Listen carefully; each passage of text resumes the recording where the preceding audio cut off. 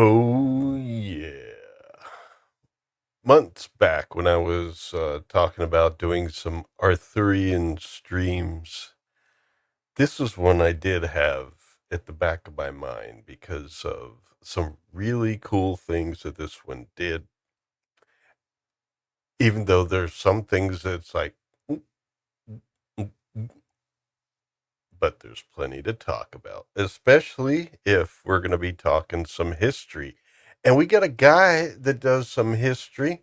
We got a guy here who does some, what do you call that? Reenactments of the Middle Ages and so forth.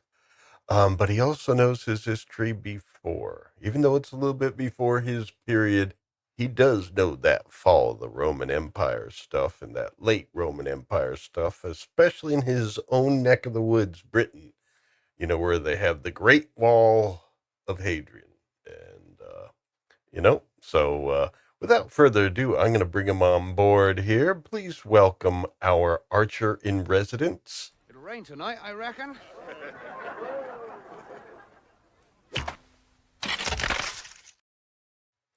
Always a deadly shot. We have Colin with us. Oh, I wish I could shoot like that. Well, you'd need some Hollywood extras to actually, put that arrow in there for you. Yes. Oh, man. Yeah, I am going to be handling the comments here a little bit on my own. So apologies to our dear friends, Gavin and Flav in the chat. But because, multitasking is not my thing. But Liza will be joining us shortly. She's returning from a grocery run we had to do. And the timing of things today, it's been rough. So, well, given what the weather was like when she was online on stream earlier on, I'm not surprised. yeah. She doesn't get flooded out on the way back.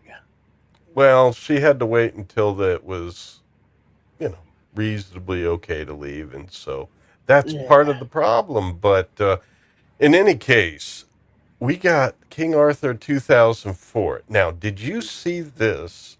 Like around when it came out? I know I didn't see it in theaters. I saw it on. I don't remember. I saw it on like DirecTV afterwards. I've seen it, but I can't remember when I saw it. I think I saw it at the cinema. Mm-hmm. Yeah, I know how it is. Did you see it with your tutor or something like that? I haven't had a tutor for many years. My name's not Broom. Yes. Were you flanked by Mega Geek and Ruin Johnson? No. Oh, no. So in any case, so you don't remember when you saw it, but what were your first thoughts? Oh, as I texted this afternoon, about 1 minute into watching it this afternoon, I thought, oh my God, and I thought Braveheart was bad. Oh, really? It got better. Okay.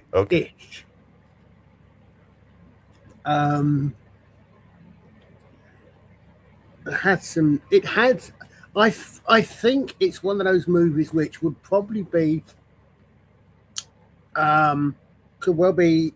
I saw comments about it. I'm going to look some things up on IMDb. That it would have been one of those movies that take out the connections, and it will be an okay generic, and nothing wrong with generic historical action movie. Set it in a fantasy land, and it's fine. Right. But start off by saying historians agree. No, historians never agree on anything. Yeah, that's true. Historians never agree with themselves on anything. Yeah. And a lot of it is theory. Yeah. Especially in this, it's a legend. And it's one of those things where we don't. Legends are largely based on truth, but usually when they're written, they expand on it and try to make it, and then it grows in and of itself, and that's why they have such staying powers, because they become stories which Well, yeah, people will repeat. They're not going to just repeat the idea that there was some Romano-British landowner who was fighting with Saxons. Well, at first with the Woads, or at that time, I guess you called them Picts, and then the yeah, I have some Saxons problems later with the and geography stuff there. like that. So, yeah, there was quite conceivably someone who did that, Well, and what they were trying to do, I think they said, and it particularly said it on mentioned on IMDb.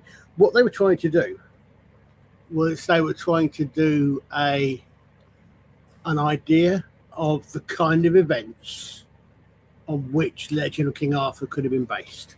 right, it's a could That's what they have. were doing.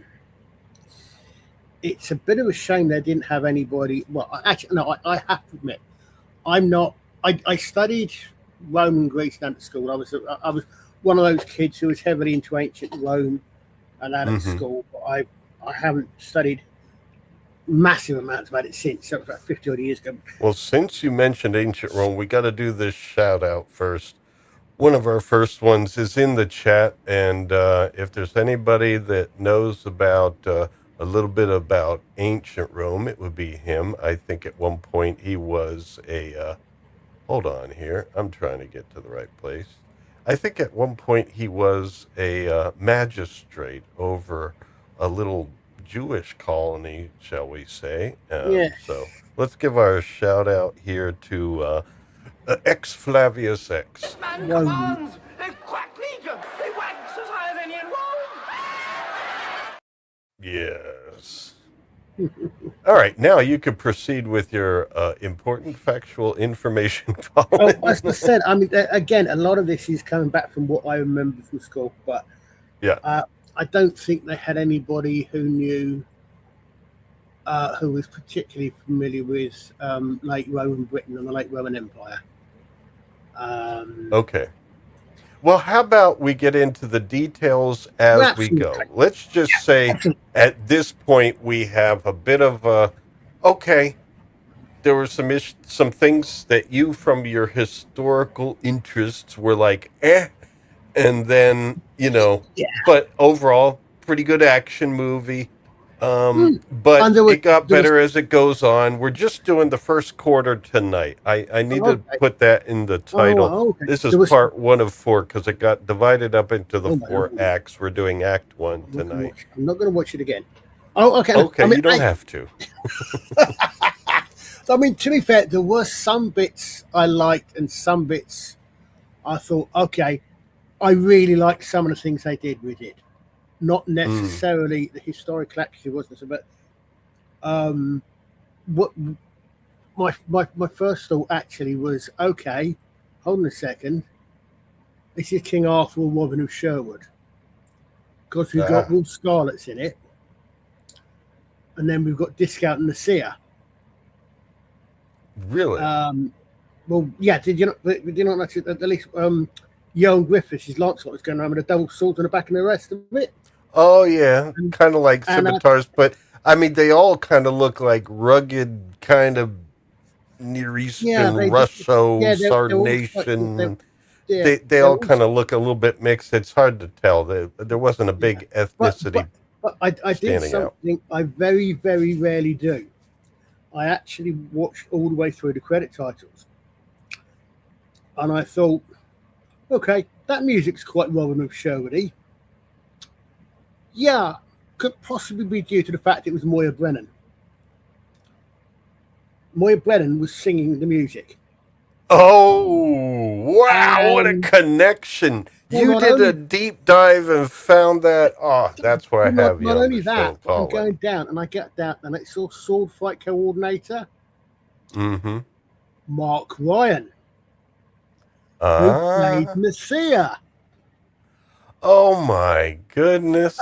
I thought, okay, so you've got one Robin of Sherwood actor in it, Yeah, in Ray Winston. You've got yeah. the music, the voice artist singing is the same voice artist, and you've got some similar styles there too. And unsurprisingly, the fight coordinator was actually the guy that played that character. So it's an interesting connection there. Yes, indeed. And I'm going to try to bring up, if my brain can handle it here. Yeah, I'm going to bring up some slides here. We're going to do this a little differently. We're going to talk about some of the people that, the cast, as well as some of the credits, the top credits for this film. I mean, that's great. You did some deep diving there, found some very Yeah, interesting stuff. And okay, so here we are, King Arthur 2004. I guess that was. Do you know of any other films that took this approach?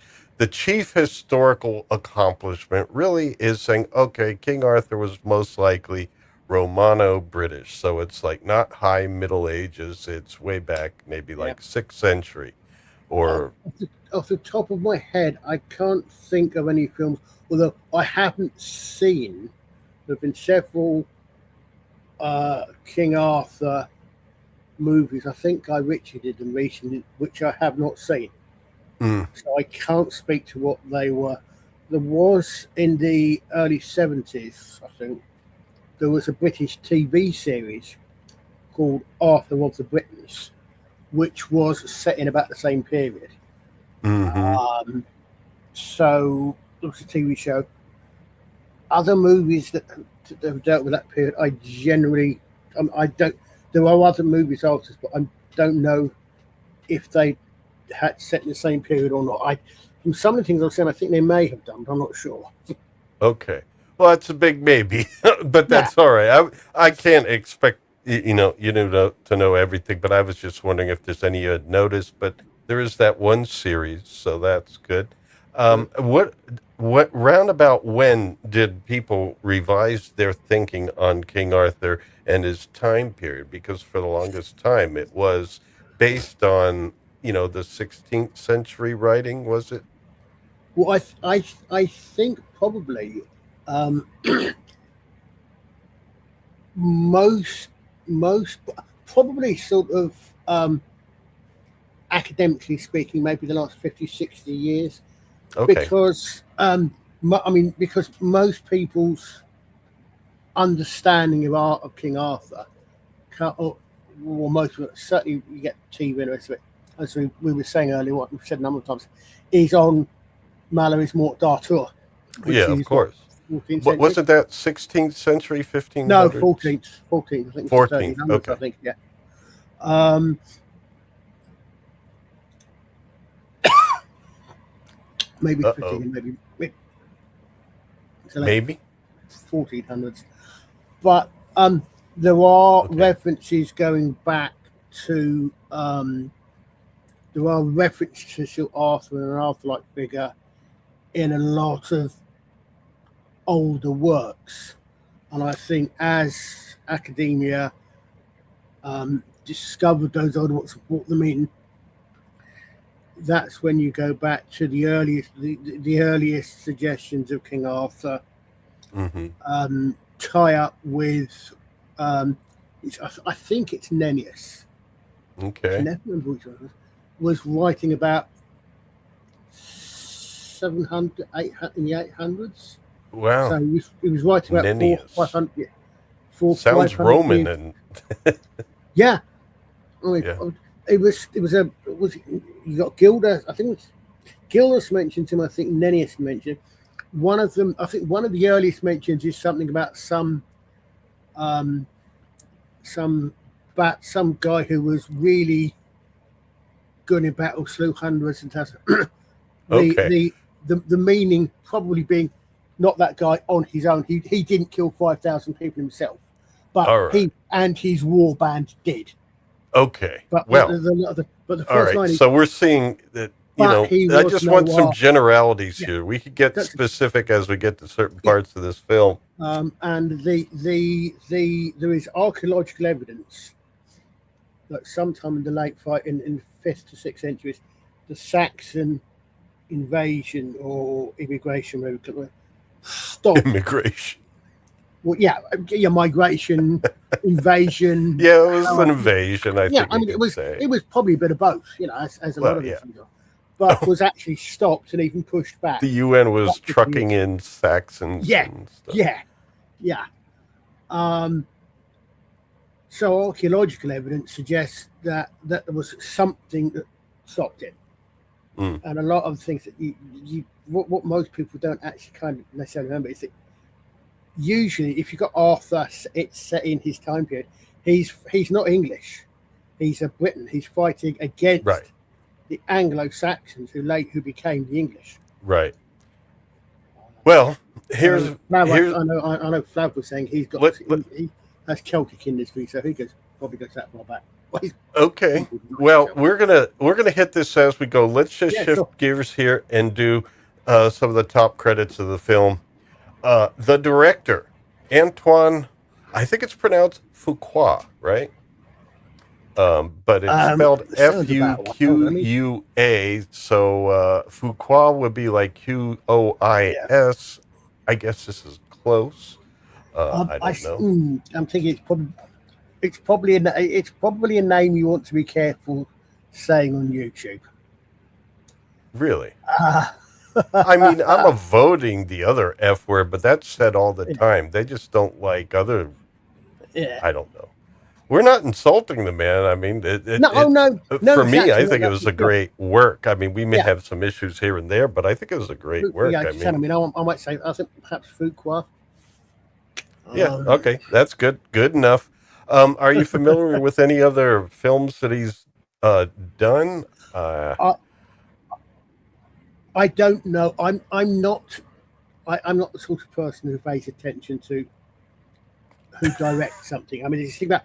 I mean, one thing about Christopher Nolan, I Mega couldn't Geek would tell you. love you. I couldn't tell you what Christopher Nolan films for example, Christopher Nolan being in the news, I've watched. If Well, our chat unless may you help told us me out these while I names look up were a few Christopher things Nolan here. movies, for example, But I Um, do have here a quick IMDb. We have Emancipation. I'm not familiar with that one. The Magnificent Seven. This must be the 2006. So it's The Equalizer. Seriously, 2004. Oh, was that the Denzel Equalizer? Okay, and yeah. then Sorry, there was only Southpaw. one. There was Southpaw 2015. Now that I'm only not one familiar Equalizer, and with that's at the all. Yeah, I know. The Woo Woo. Edward Woodward. Yes. That's, the true equalizer. Although at least, if you're going to have Denzel Washington do it, at least you got a man that's, I mean, it's almost like, I think it's also, I don't know if it was his decision or not, but it's like, in Hollywood, if you're going to do something like that, why don't you just use a different character and make it its own thing rather than just take the name Equalizer? You could still do a lot of the same themes, but whatever. I'm not going to digress myself too much, but this guy, yeah. he's well built and everything like that. I've never seen. Yeah. He could probably stuff me in a box and you'll never see me again. And starring in this film, we have Hans Zimmer, who Flav will remember as a gentleman he requested at one point. Yeah, starring as the composer. I put the composer right there as number two. Hans Zimmer, and you can hear it. I mean, I didn't before when I first saw it, I didn't think to note who the composer was. But now in this rewatch, as soon as I started hearing it, it's like, oh, that's Hans Zimmer. And then I looked it up and it was. So, not surprising. It's a good score. I mean, it works. It's got that early 2000s style of film score sound to it. The things they were doing then, and many of the things they were doing then were because he was doing them then. He influenced a lot of people. Yeah, so if you want to get Colin quiet, mention Yeah. something about music. Yeah, I said, yeah. I mean, as I've said many times, I'm not a um, No, don't you worry. know, I mean, no, but I said, talking about that. I mean, there's quite a few faces in this I recognised. Mm-hmm. Good God, really, I forgot that he was in. I forgot he was in it. Uh, Well, let's move on to still a couple more here. Does anybody know this guy named Jerry at all? The producer? not Springer. No. Uh, The last name is something like Brockheimer, I think. oh, I'm just joking around, folks. Yes, I am familiar with Jerry oh, Brockheimer. so no, I didn't. No. So yeah, the name is. Yeah, sorry, I didn't know that was who that was, but yeah, Oh, yeah. No, I didn't recognise that face, but yeah, I am familiar with the name. okay. Brockheimer. Well, he's known for. Now, he's the producer here, so obviously it's more of Antoine's baby, but, he's known for, encouraging all those epic things in production standards. And the Yeah, team he put together certainly gave him that. yeah, he's an action guy, isn't he? I think Brockheimer, or is that Hmm. or are the two Brockheimers? But certainly, the name Brockheimer certainly is. But having said what I said earlier on, the name Brockheimer does I do tend to associate with action Hmm. type movies, so Yep. TV shows. And he's got some sailors behind him there, or at least one, maybe a couple. Hmm. Yes, Interesting. I'm wondering where he is. Oh, it could be on location for something. Yeah. So, we it's do Mega have Geek. here. Yes, Mega Geek. Well, that's why he wears the cap, because Mega Geek wants to show he's a filmmaker and stuff. Well, this is a cinematographer. This is Slawomir. I'm sorry, folks. I'm not. Slawomir Itzhak. Or Itzhak? Itziak. Something like that, folks. But he's a cinematographer, and I think the cinematography is beautiful in this. It's excellent. Uh, What is there are a it couple of things that I had looks to look at where good. they filmed it, and oddly enough, Moira Brennan didn't have far to travel to record it. A lot Was of it it was filmed in Ireland. Ireland? Some of it was filmed in England. Some of it quite in me about a Right. couple of bits and pieces. Yes, it was Ireland. A lot of it was in Ireland. Ah, was it in what's his name's land? The guy that did Excalibur. Yeah, Remember, he used yeah. his own property for a lot of Full that. bar. Yeah. But anyway, no, Yeah, great I thought about that. cinematography. Yeah, I'm sorry, folks. I wish I could share your chats a little better, but I am trying to do. I'm doing this slideshow off of my computer and just sharing it online here, so it's all sorts of multitasking. Streaming ain't easy, folks. So Clive Owen is our Arthur. He's no Patrick Stewart. Just kidding there. That Patrick Stewart thing is part of the channel lore. He's no. He Nigel Terry. This would be like the early Yeah. 2000s Nigel Terry. Yeah, but yeah, good looking man. I think he Yeah. does a great job. His voice is great. His presence is great, and with the script, it works well. Yeah. Um, Definitely. yeah, yeah, he Liza's on her works. way back. Oh, did she text you or something? Or no, No, she's she's in the in chat. chat. Hey guys, I'm right back. Okay, Yeah. thanks, I Liza. hope you're not chatting and driving, Liza. Yeah, she's probably in the car checking us out, allegedly. Well, while obviously hands free. So anyway, next we have our number two is Sir Lancelot. Now here is it's the pronunciation. I'm sorry, folks. Here it looks to me like I think it's usually Eon. Yeah, Yon Joan Gufford. Griffith. Griffith. Oh, Griffith. Nice. Griffin. Actually, I actually met Griffin. him. He Griffin. he was filming he was filming at Legoland when I was working there. He was quite a pleasant chap. Just Hold on, hold on. yeah, Come back here. Let's rewind. You've met him. He was yeah, filming at Legoland. yeah. He was What's filming a movie at Legoland? Legoland. He, Like it's a theme Legos, the park. building blocks, Yes, that sort of thing. it's a theme park. In fact, it's a set of theme parks. You've got a couple in the States as well. And basically, the rides Uh, are based Shows you around. how sheltered I am. I just stream from a cave. Uh, Mm. But what's he like?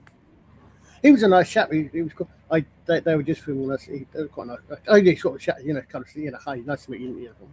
Asked him if they were actually going to have a chance to visit the park. He said no, unfortunately. They were filming before the park actually opened, and they had to, this was years ago now, decade or two ago now. Mm. And he said that no, Mog's the real one, unfortunately. Kind of giving like general. Yeah, look at all these moggers here, man. These guys are, well, at least back at that time, these guys would uh, be setting the standard. What is the terminology? I don't know. What's that terminology they use for looks maxing? I think they'd be qualifying as super chads or something like that. He also did. Of course, was Mr. Fantastic in the two reasonably good Fantastic Four movies, Ah, and I think he played a. Did he play? I think he was in the shorts, amongst other things, a shortish TV show where he kept dying, and every time he died, he was a detective. Every time he died, he woke up in the middle of the Hudson River or something where he drowned or something like that. I don't know. Maybe our chat's familiar with the Forever film. Night, I think it was called. Okay. No, well, I mean, the acting in this film was good. I really Oh had yeah, no it was. problem. Yes. Oh yeah. And I think the cast was largely British, right? Yes, I think so. Yeah. Or British or Irish. British or Irish, Yeah, yes. you look, because I think when There I could have been noticed, some Scots in there there, was a lot of credits in that especially were those Irish. people with especially the Woads. All right, so here we go. Last of the big three in the cast, the Scottish Keira Knight. the Scottish Keira Knightley. Oh man, here she is. I decided to take one from Pride and Prejudice, another film from around that time.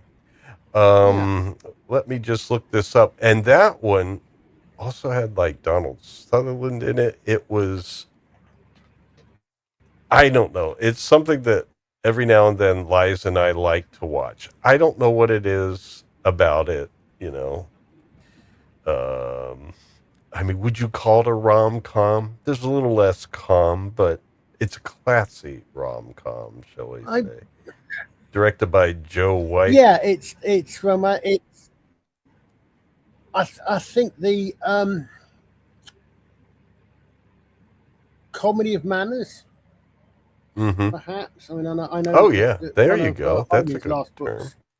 He subtitled A Comedy of Manners, but yeah, sort of that sort of thing. I think is what the likes of Yes, Mr. Darcy, Austen, played etc., by like Matthew Mayfedian. Now there you go. There's the name that I was able to kind of handle. Oh, I did miss it. It looks like M.A. McFadden. Oh, McFadden. Oh, okay. Close. Yeah, McFadden. That's a good name. It's one of those English names, of course, that you have to go. Maybe next February we'll do it for Valentine's Day or something like that. And who did the? Well, never mind. Well, we'll leave questions for later. There's always all sorts of questions, but it has nothing to do with King Arthur, so I got to yank myself back. But anyway, she's in this. Not tonight. I put her in the thumbnail, but she's not in the first act. Oh, I don't. Oh, maybe she is, but just a glimpse. She doesn't actually have lines. So there we go. That is our opening line up there for the benefit of our audience. Now, we're going to proceed on to the slides of the film. And I think we'll start and do some things chronologically. We are going to talk the history pretty much early on because it opens with it. I'm sorry, I just heard you, I don't know, have I some was sort going to of say something, and I thought, actually, yes, of pain. course, you. Oh, I thought, oh, you watched the same version I did, and I remember you sent me this version. I was going to comment that, oh, it's the same when I watched, and then I remembered you actually sent me this film, so Oh, it could be the same version. allegedly, folks. Um, here we go. You're So, hopping. I like that they put it there on the front, so you know up front which one you're seeing. So anyway, here it gives you the aim of the film historically. I guess this is put there just so people up front say, okay, this is an interesting approach because it hasn't been done Yeah, much as of yet. It's not something that the general audience is accustomed to this approach yeah, definitely. historically, although historically speaking, the time period is closer. But is there anything in this statement that you wanted to comment on, shall we say? Like I said, historians agree. No, they don't. They never do. Um, Recently discovered archaeology says like its true identity. As far as I'm aware, no. Um, Yeah, but I it was is. It thinking is. archaeological evidence, and I'm trying to remember it because I watched a lot of History Channel and still do a lot of documentaries and stuff. And I'm trying to think, did they actually uncover, other than talking about the time period, I haven't heard of any like physical evidence that ties directly to this man, King Arthur. But The things from that period, yeah. well, thinking about it, they could be.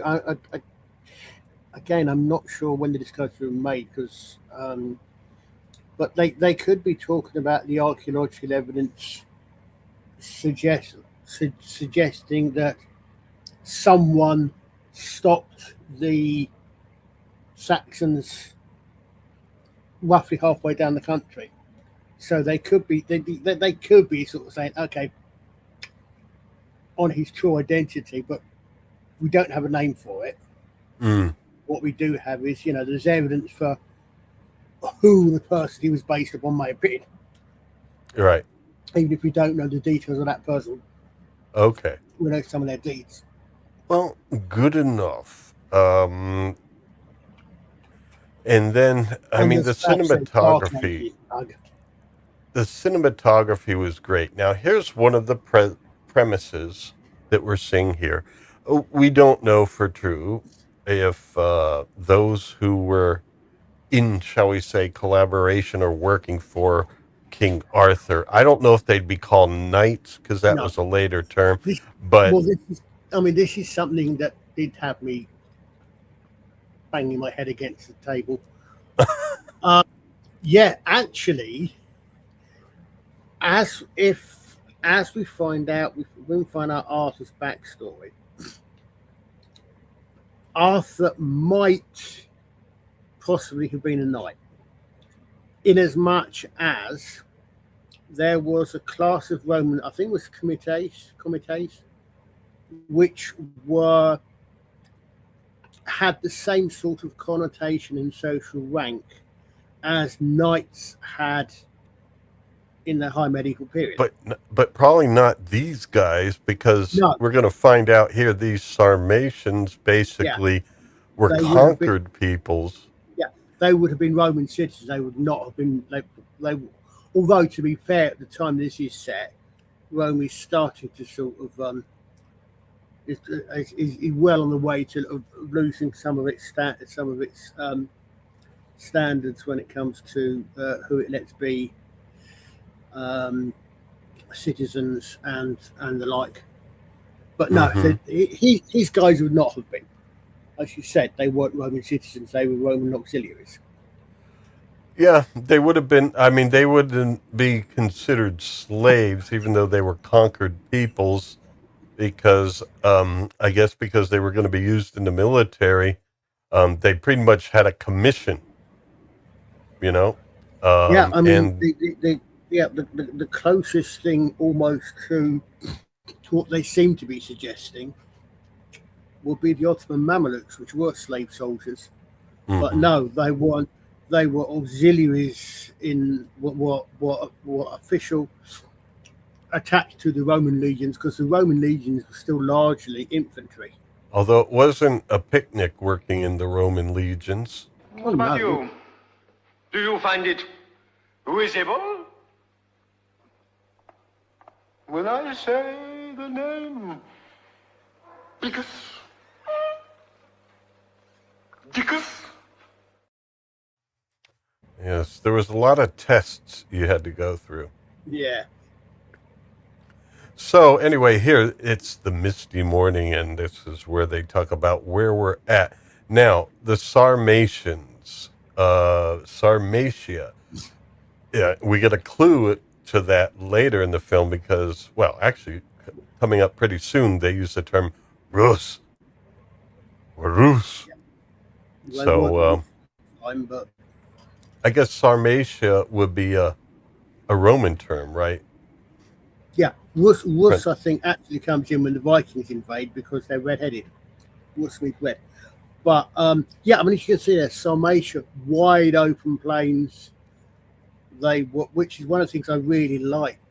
And then obviously got one or two of these actors, again as with Robert of Sherwood, they did their training because they would have been horseback archers. The Sarmatians were, um, wide open plains and like the Huns and the Mongols. Later on, the Mongols, they were nomads. They would have been almost born in the saddle. And as you see some really good riding from one or two of the actors later on, unless it's a stuntman, actually doing horse archery, which is the kind of things that they were recruited for. All right. Now, here around 1200 to 800 BC is when the Celts left Central Europe. But I remember seeing a documentary where it's saying that they were kind of like moved into Central Europe from the steppes of Russia. So this would have been much Excellent thinking. earlier than this period that the Yeah, Celtic migration started from. I think the first major area they had was in Romania, modern day Romania, and the salt mines in that region. But that would have been long before this. So it's just kind of like an interesting thing, but it's a different connection. So these are well, yeah, more definitely. I mean, the Celts by now must have. comparatively, yeah, comparatively later people from maybe near that region, but not entirely. But in any case, go ahead. So I was going to say, I mean, the Celts by the time of the 400 AD, the Celts have been in Europe for maybe 1,000 years. I don't know, but they've Yeah. Britain, the Britons are Celtic people. And it was at this time that, some Celts in Ireland, well, the Celts have been fighting the British all across Europe because they were kind of like, the Celts seem to have like the northern areas in Europe and of course from the Italian peninsula working its way up. The Romans were southern and kind of like in conflict with the Celts like all the time, all across Europe, especially in like Spain and modern day Spain and France. But Yeah, then they really ran into the Romans pretty much got a little bit of a foothold in Ireland, but didn't go much further because the Celtic stronghold there was a little too strong. Not so much, shall we say, in big military stuff, but just not worth it for the Romans to just deal with because of yeah. I mean, they had the enough. They had what enough we problems. call guerrilla warfare, Yeah, guerrilla warfare. But they, yeah, they, they, they had enough problems with the Romans had enough problems with the Welsh and well, the Britons for starting, the Celts in general. yeah, Because, and as I that said, all of the the well Britons are Celtish. the Welsh and the Woads in Hmm? Great Britain. So, they depict wars here, and there is a monologue describing all this. But eventually the Romans did defeat the Sarmatians, and, they basically, here I believe a messenger delivers the bad news that we're going to conscript some of your youth and Yeah. put them in the military. So this father eventually has to say goodbye to his son right here. And this is Lancelot, folks. Mm. Now, this is I was trying to weird work out because the name Lancelot is a little funny, I think, because you told me that's like more French origins, definitely, right? yeah. Lancelot comes from the French tradition, certainly. Hmm. I was trying to work out for. I thought, I thought, hold on a second. Is that who's doing the voiceover? Is that Anthony Hopkins? And then I went, oh no, it must be Young Griffith because he says Well, that did you somewhere in find out for sure, or is this something I should look up? right. No, I didn't see Anthony Hopkins' name on the cast list, but because I wasn't sure, but it's because they're both Welsh. They've both got a Welsh Mm. lilt to their voices. And I think, oh no, it's obviously Young Griffiths because he said, it's Merlin. Sorry, it's Lancelot doing the talk. Doing the voice. No, yeah, it was young Grufford who plays Lancelot. So yeah, Mm. well, it was the actor for the character who was basically telling the story at this point. Yeah, yeah. So it makes sense. The adult version of Lancelot was telling the story here. Let's get in Sir Anthony Hopkins to do it. Mm. But anyway, nice hat. I like that. Mm. The Sarmatian hats look kind of like hipster hats. I like the tent in the background as well. Mm-hmm. I hadn't noticed that before, but I like that. That looks very, very steppish. Yeah, well, at least for the Sarmatians here, and then even the Romans, like I think at this point, the costumery is good. I mean, it doesn't do anything that would make you question it. Yeah. I mean, I'm not sure they recruited this way, but Yeah, we don't know, but it's reasonable. So they come, ask, not by name, but basically he's being conscripted into the Roman military for 15 years. And before he leaves, he's given, I guess, would you call this I'm trying to think. Is it supposed to be something tall? I'm not sure what it is. yeah, I would say it's a charm, Yeah. is probably the best thing to say. It's maybe from oh, I know what it is. And here's the big connection. I think I know what manner of beast this comes from here. Go on, boys, chop his head off. Right, silly little bleeder. One rabbit stew coming right up. Look! Jesus Christ! I warned you. It's a rabbit's paw. Yeah. Never been very lucky for the rabbit, has it? No. And not very lucky for Boars, who is in this film, believe it or not. Yeah.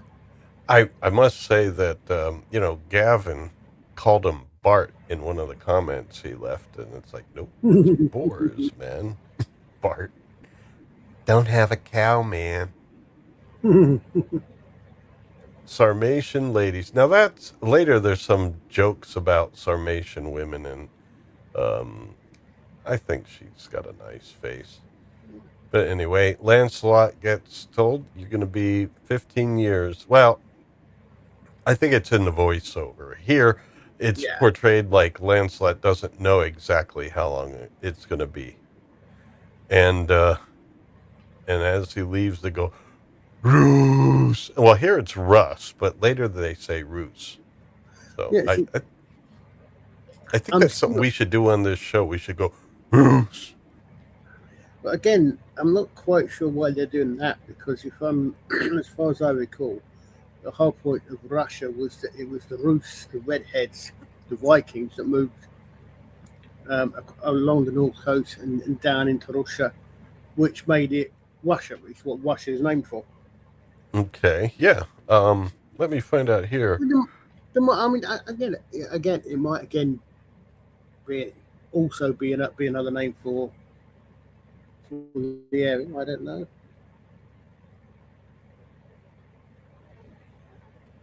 And let's be Yeah, fair, we're I'm looking right that there. up to So see around what time period that was.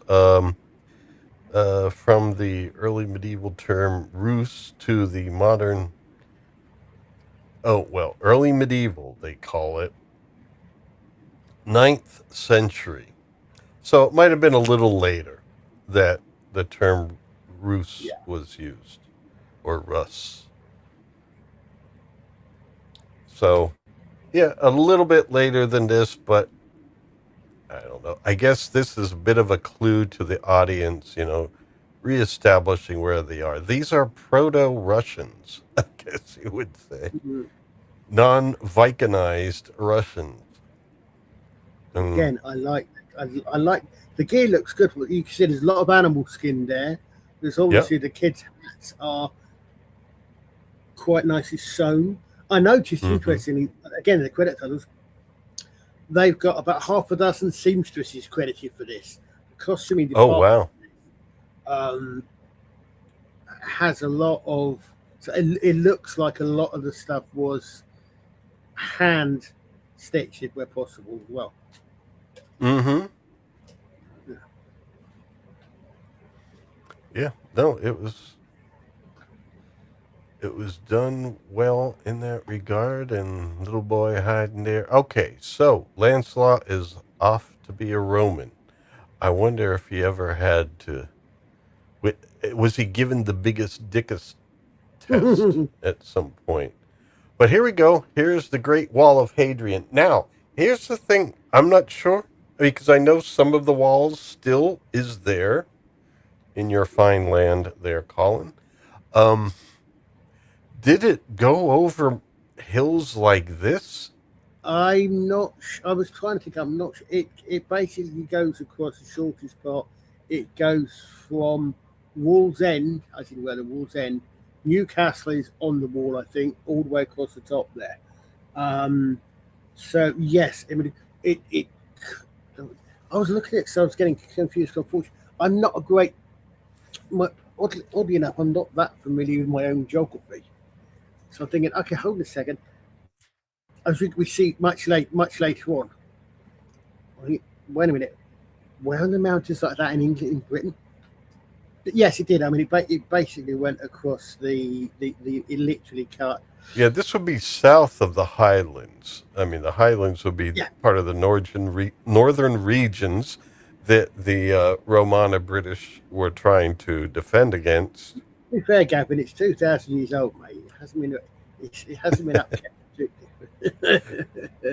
Well, isn't the British Historical Society take care of that? I think it is national. A lot of it is national trust land. Yeah, Mm. I was looking earlier on for some couple of things myself. Let me see here. Does Hadrian's Wall go over such steep territory as the film depicts? Just curious. I mean, Now, apparently they did actually build a 300-foot stretch wall for that. So a lot of that is actually real set. here's the answer: yes and no.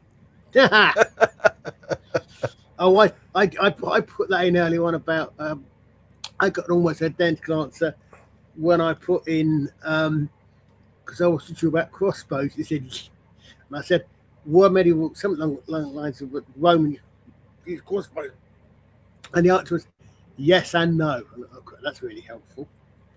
Well, I think it Although would say actually, that maybe some scenes like this, from a brief glance, I think it's just some scenes like this would be considered to be like, all right, that's, yeah, not exactly that, but there was hilly terrain, obviously. yeah, that's literally particularly I mean, it's very difficult to judge scale, but that looks more like a line than a wall. Mm-hmm. Um, And well, and of course, you're getting such aerial shots there you here, go. which are very beautiful and everything, but they're at such a height that it's like. Now, the thing is, this is a question that just jumped in my head. These shots, if some of them are not real, how did they do them? Is this I don't possibly know. CGI? Well, it's 2004, so I suppose it could be. I mean, they did have special effects, I think, credited to it, so some of it Mm-hmm. maybe. But I mean, other than it, I don't know, perhaps it's long walls. I'm trying to look at this here. Yeah, some of the other things are definitely true to the reality, but some of these I think are exaggerated. But I'm trying to look at how the film exaggerated it. The scale of the mountains, the film, yeah, that's what they're talking about here. I'm just trying to see if they use CGI. Well, otherwise, what are you going to do? Are you going to find the grassy areas of the Great Wall of China and get that? mm, yeah. Um, were these exaggerated sections CGI? I mean, I don't know how else you would do it unless you're filming another wall. A combination of massive physical set construction and uh, and subtle CGI extension. Okay, so it looks like they did do some set construction to make something, that they could enhance with CGI, but they did lay across some of these regions some serious stuff here. So I don't know, kind of like those road barriers, maybe. But that's serious work, man. That's why these films cost so much. And that would be an interesting thing to know. I do, yeah, I do my research on the fly. No, I do some things ahead of time here. How much did the film cost to make? I'm just curious because I'm sure a lot of this was expensive. Now, in 2004, that was some serious money, I guess. 120 million. 120 million is like a student film project these days. Are you Colin seems to have disappeared. uh I think his internet connection is on the other side of Hadrian's Wall. But we do have some, I haven't been able to keep up with the chat here. We do have some contributions from the historical Flav. I think I hear Liza in the house, so she'll be able to handle this shortly. So your contributions, folks, will be shared on screen with better diligence. So anyway, fast forward to Arthur. Although it's not fast forward in time too much. Basically, Arthur is here, roaming the lands. Romano-British, meaning as higher up in the Roman Empire. I guess his family is, and you know, he's got some land there in Britain, and they're basically there. I would assume his father at this point probably is there, taking part in the maintaining of this Roman colony in southern Britain, and dealing with the woads which Arthur inherits, and he sees the arrival of the Sarmatians. young boys around his age, they're basically being conscripted for 15 years of service. And we see him there with his mother taking something out of the water. And it's this. And I would like to ask our dear Colin about this. But alas, I look below the stage and I see nothing. I think I'm alone now. There's nobody else here at all.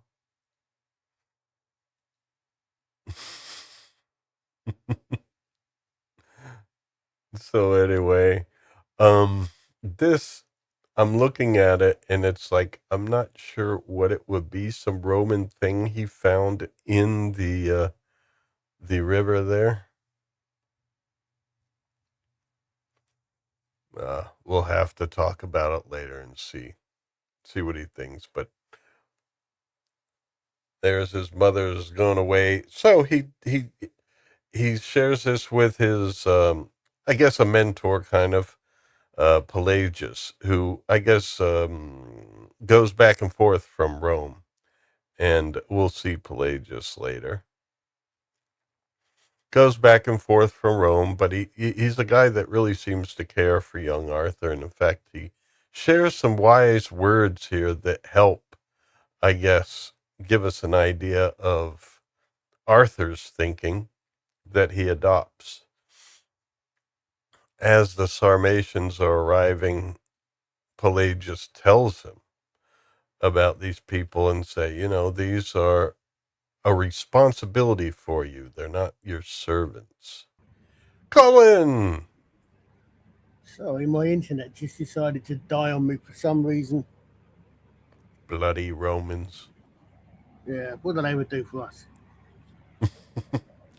The aqueducts. So I was going to ask you about this, Colin. Let's go back a few slides, then we'll come right back here. But I was going to say, what do you think of that? Well, what I find it's interesting is they set this as soon as I saw that first set of the Roman banners. They set this. Okay, now I don't know about the Sarmatians, but Rome has been Christian for about 100 years. Mm-hmm. If this is 410, if this is 400, 410 AD, when the Romans actually start leaving and they actually start pulling back, then Rome has been Christian since the 300s. Yeah. Pelagius actually is a he was an actual historical figure. He's not quite the one he's referred to in here, but there was a heresy in early Christian Rome called the Pelagian heresy. Pelagius basically did not believe in original sin, if I remember correctly when I looked it up. Oh, so that's interesting. There is a genuine historical figure in late 4th, 35th century Christian Rome, who is killed as a heretic and is declared as a heretic, but he didn't believe in freedom. So he was a proto William Wallace. But it could be like a name, Oh yeah, no. This is definitely yeah. I mean, just like Gaius is used a lot. Yeah, but I mean, it definitely refers to an act. I said this definitely refers to an actual character. So what they're saying is Arthur was brought up as a Christian, which he would have been if he was a Roman citizen, which is how he would have been an officer. Which is why I say he could have been a comitatus. He could have been of the what we would nowadays call knightly order. So yeah, I mean, he may well have felt now whether. See, I have slight problems working out how old some people are, what the age gaps are in some of these things. But yeah, I mean, if Pelagius was running one, he may well have had why that would have been thrown in the river, I don't know. Yeah, but, I don't know either. I mean, maybe it's thrown because when he was considered a heretic, I don't know. But I mean, obviously, this is what.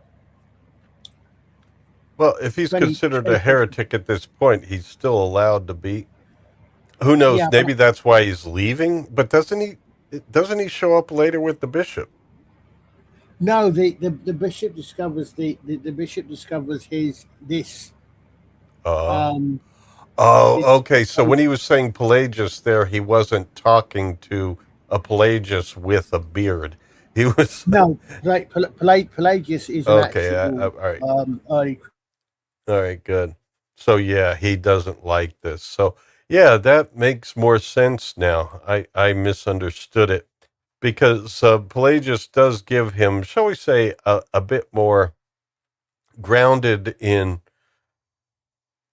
like more of a natural law sort of morality here, like that you should respect these guys because even though Roman's a Christian empire at this point, So you we'll see later yeah. with the bishop and everything, they're not really espousing a lot of what we would consider to be Christian ideals.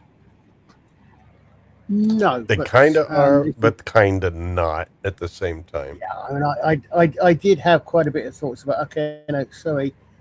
What if you're a bishop? Why you spoil this disguise as a soldier and things like that? Okay, so there's a lot of things about this. I think. Okay, no, no. Why are you doing that? You shouldn't really be doing that. I don't think. Well, Um, I mean, we don't know because it could have been from one bishop to another. We've had the Council of Nicaea by this point where it's kind of like, Constantine yeah, strove to kind of chisel out what it is that Christianity is. Here's the canon for the Bible. Those are the only scriptures we're going to deal with. Are these others, we're never about mind. And 250 years away from Synod of Whitby, which settles it for Britain. But yeah, we've had Nicaea. so we don't know. I mean, some bishops definitely could have been like that, and I would think overall the Roman Empire at this point. It, I mean, it's hard to tell, but it was still it was still something that I could say there was probably in the hierarchy some Well, yeah, I mean, non-Christian it's as I Christians. say, it's been officially Christian for about 100 years at this point. Yeah. All right. Uh, So, well, at least the film is trying to show that he's getting what we would call some moral training here from Pelagius. yeah, I mean that's not Pelagius. That's just well, at least I don't think that's Pelagius. I Oh think that no! Oh, this is. I guess we could call him uh, just a general. We'll yeah, call him Longinus. yeah, He's I mean telling him some of the I teachings of suspect Pelagius, shall we say? that I suspect that local monk, yeah. Um, Okay. but I mean, I was interested because it's. I'm gathering from this that they're saying that their Arthur was Arthur is a Romano-British British citizen, so that's Fourth good. and It puts fifth him in the centuries were Romano-British. the time of Pelagius, 354 to 418. So it would have been before this. Yeah. So yeah, it could have been found in the river because some So people this threw it is out. Ah, that heretic. Okay, but I was confused. I yeah. thought this guy was Pelagius. No, he's just maybe someone who Yeah. I mean, accepted Pelagius's thinking. actually, I was confused as well because hold on a second. Was it, no, no, because it's not him. It's oh yeah, no, it's the kid that tells him Pelagius has been killed, isn't it? Yeah, sorry. Mm-hmm. Yeah. So okay. So far, it can work. It can work. And Yeah. this monk, I mean, I guess you're the talking monk about is really just telling him his own moral convictions based on Christianity. It's like you need to respect these people and, lift their lives up in value, you know? oh no, And, I'm taking it that they're suggesting that his father was also a well-known Roman senior officer. Um, yeah, I'm because assuming they they don't should mention him. Yeah, I'm assuming. But the idea is that this is something that Arthur then adopts, and some of the Sarmatians later question him on it, because Arthur believes that Rome can bring peace to the world, and Rome can bring order to the world, and also peace in time. And so, yeah, that's what a lot would need to think if a moral person is going to keep doing Yeah. some of what he does. Not saying that it is wrong thinking. I don't know. Maybe in comparison to some of the other cultures you see around you, you find yourself comparatively civilized, and it's like, I don't know. It's a tough thing. You would have to be there to make a judgment. I mean, we look back on it, and Yeah. as you say, historians rarely I mean, obviously, agree. this is happening roughly the same thing as Lance would be. To be fair. Yeah. Well, back at that time, I mean, they're basically of similar ages, and Arthur's going to be their leaders and their leader, and this will be his knights. And then quick growing up, just like Merlin, grew up fast. And Yeah, I here we mean, go. I was trying to remember. I was trying to remember how much it's because I was trying to remember if you would actually, if a Roman, you would actually have had a Roman officer in charge of a unit of non-Roman auxiliaries.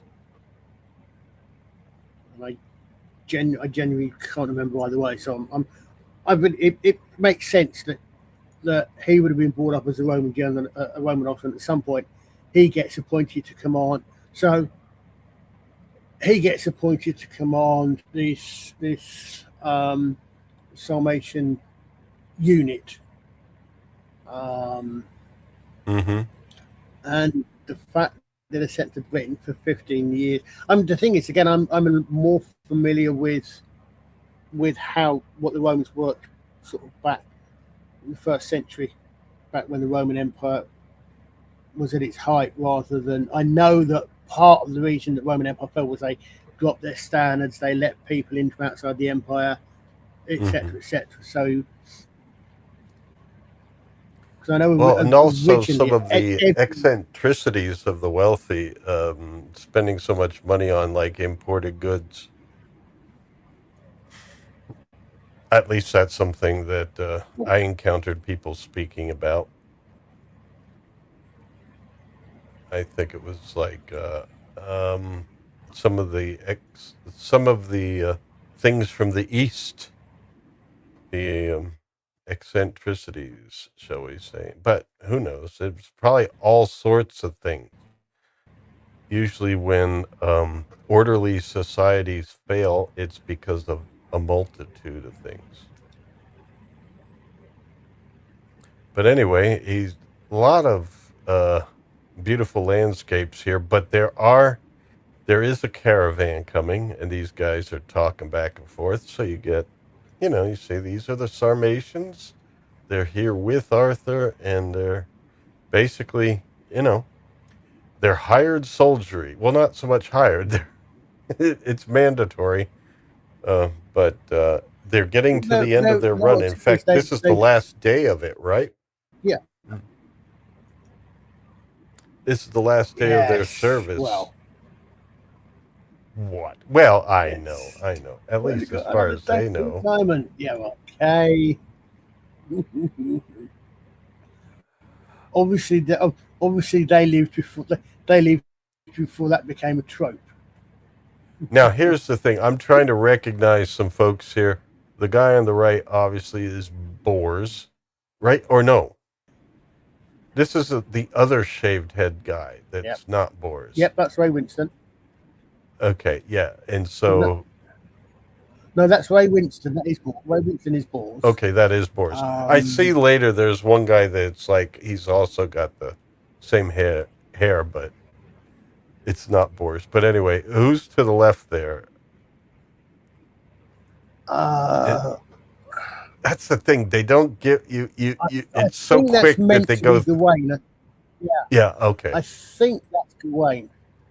Okay. Joe Ledgerton of sign of an He active should be family. wearing That's great. bright green, so we know that it's Gawain. Yes, you should be green.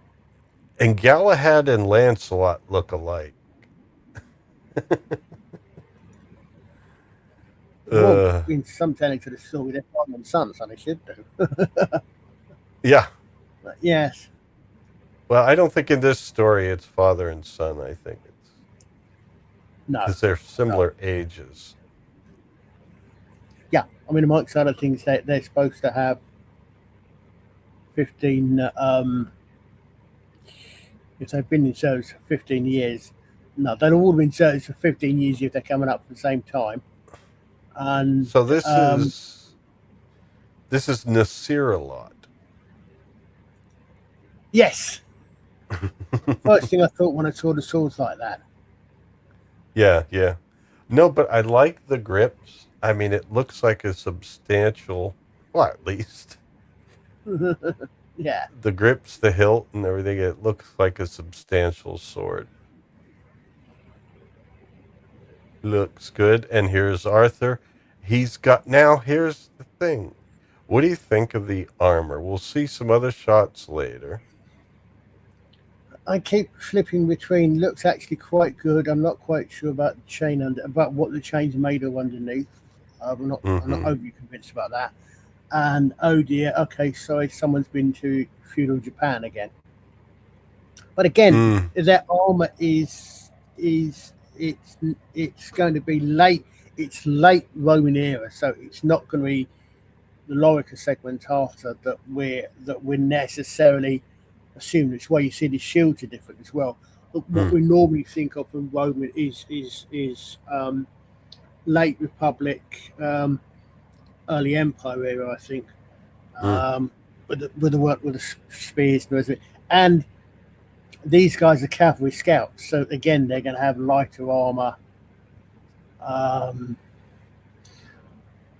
So some of it, and some of it may well be based on what the Sarmatians actually wore.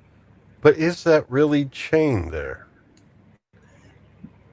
Really? No, I'm pretty certain it's knitted or something. I think it's supposed to be chain because the Romans did have chain. Okay. And when you've got a slave economy, you can belt out chain. You can belt out chain quite easily.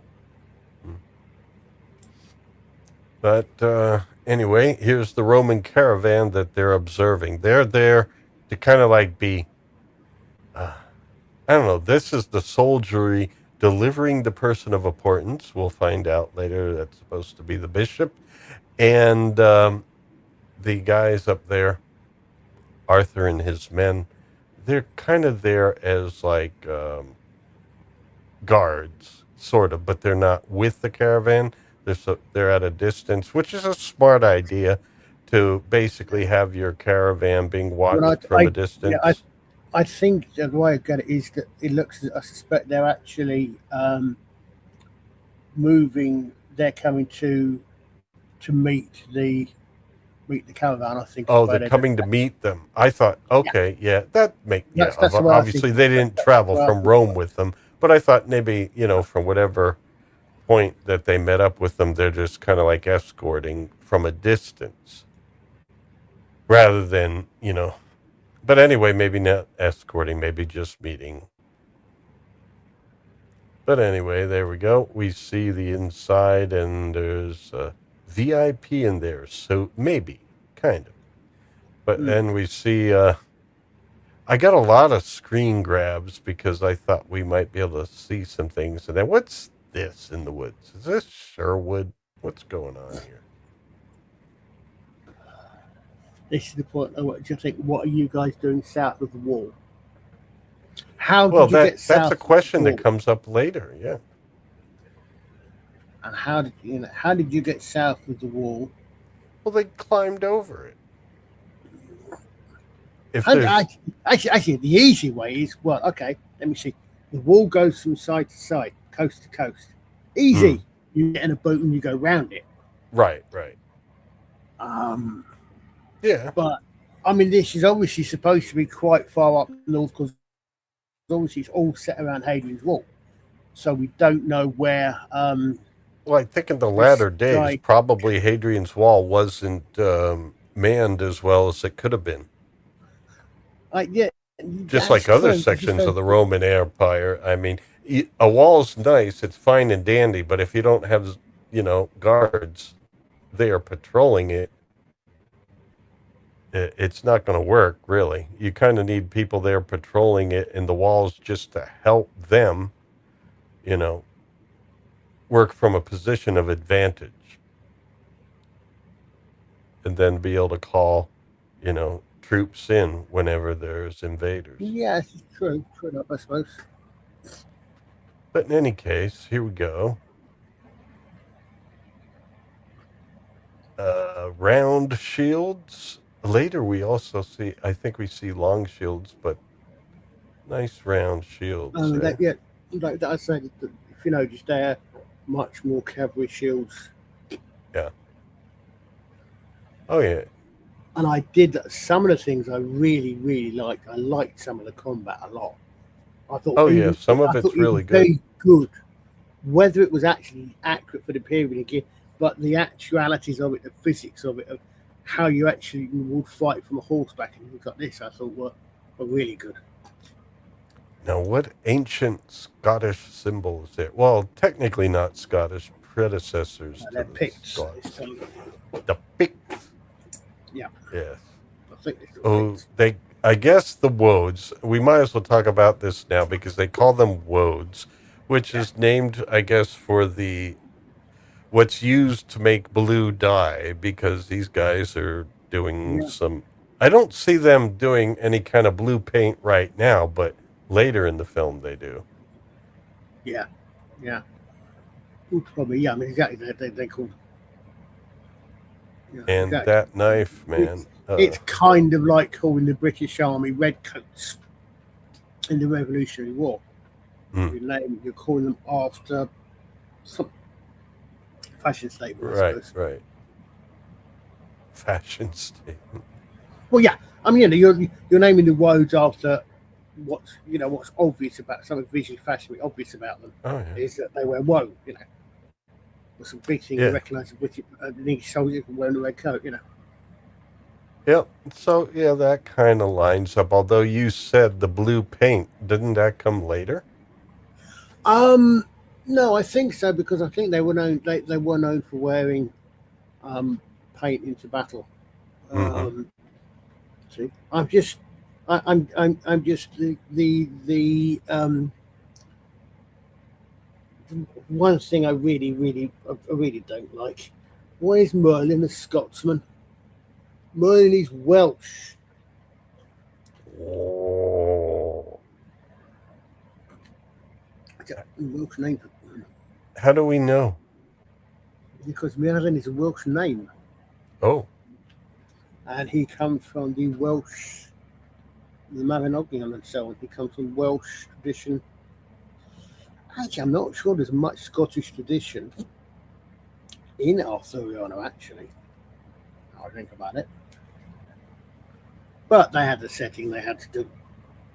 They yeah. did I'm so. looking this up, but there is very little historical or archaeological evidence that they actually used blue woad dye for war paint. So I don't know. No, I mean they may have used it as we They see may here. have, but it Yeah, could have been. and again for decorations and the sort of thing, possibly. Mm-hmm. It could have been, but the association of the color blue, I guess, really, I don't know. We figured, well, that's something they could have done, but we're going to use blue because blue is associated with Scotland today. Uh-oh. Yeah, He got an arrow in his chest. Let's see. Do we yeah. see, no, we don't see the actual draw of the bow, but yeah, that'll put you down on your back. Yeah. But they're in there with their bows, and the Romans are like, "Ah, no," and these guys are like seeing them arrive, and they're like, "Oh man, this isn't going to be an easy one." So they get ready to get going. The Romans circle the VIP, who's this guy, who we'll find out later is a decoy. Poor guy. Poor guy. The decoys, it never ends well for them. And then there's water splashing and stuff. And they don't bother wearing shirts, these guys, but I guess that costs money, and times are tough for the Woads right now. Yeah, I'll just go through some of these shots and you just let me know. I mean, basically, it's battle. That's it. But I got some shots that I thought we might talk about. At least this, I mean, from what I've learned from you, Colin, this seems to be like a good draw here. But I'll wait for you. I just so folks know, Colin, yeah, he's there on screen. Maybe, so what do you think, Colin? I said, yes, it looks good. I mean, the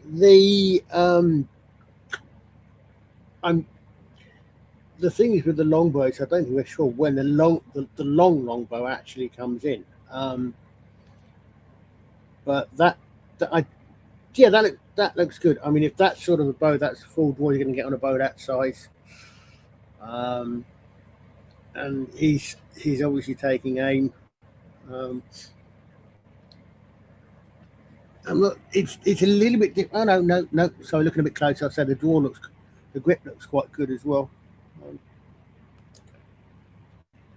Yeah, I'm just going to see. I'm pretty sure Liza's in the house, but I'm going to see her.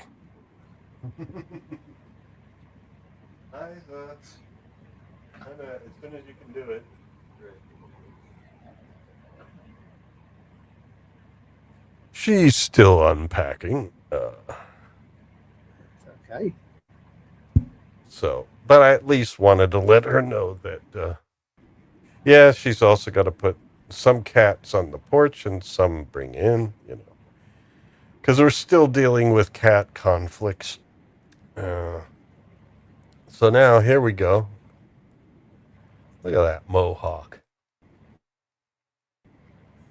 That's the thing. Did the Romans wear big old brushes on their on their helmet? Did. It's a sign of rank, but I can't remember if they actually had them that way or if they had them like Centauri hairstyle. Well, the Roman centurion in Life of Brian had one. Yes, so. It was a centurion. Yeah, I say it's a sign of rank. Well, it's not all good for some of the Romans, but wow, look at that. I mean, I guess on a set like this, you would have to use a fake horse or something. I don't know, man. Because that would be horse abuse if you did that for reals, man. Although they did some horse abuse well, then again, Rings of Power. Well, you've also got that you do have people train horses to be stunt horses and do things like that. So okay. you may find that what they actually are is they're actually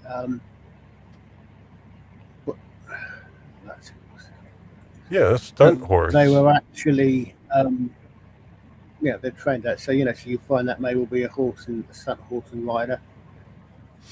Okay, if so, man, that's good stuff.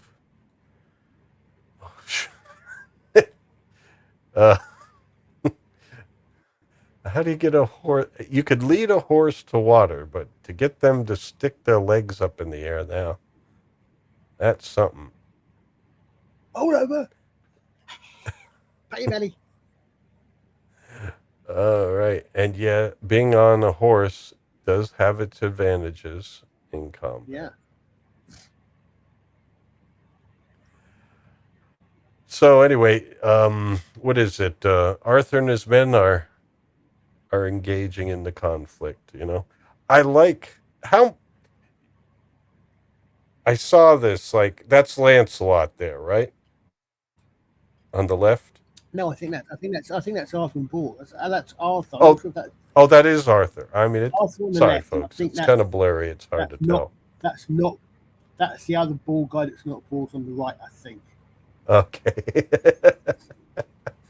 But I mean, uh, how common is the You can dagger partly. approach Well, I for was thinking wielding a that. sword?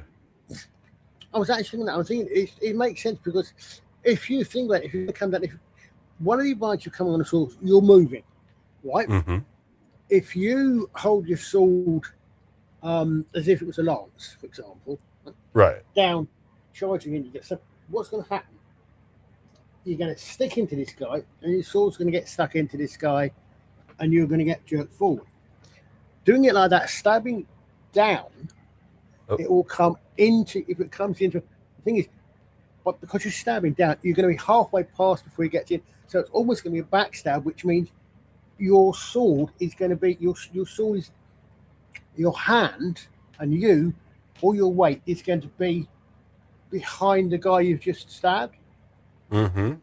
So it gets it could go in. I think you see this. If I remember, I think he does it for the guy's shoulder. So you're coming down because you're on horseback. You've got the advantage of height. So yeah, he's stabbing down, and because Mm-hmm. he's stabbing overarm like that rather than underarm grip, and because my camera's on, you can't see me doing the motions. No, that's Literally, I think you can see if you imagine it comes down, it's going to be going past. So it's going to be easier for him to keep a grip on the sword and pull the sword out. yeah. I think Whereas, so. Yeah, I mean, some, definitely, it would have to be in certain situations or yeah, certain angles of whereas attack. Chummy on the left looks like he's coming up there, and again, he's not got his sword low. He's got his sword. Looks like he's going to come in and do a down swing.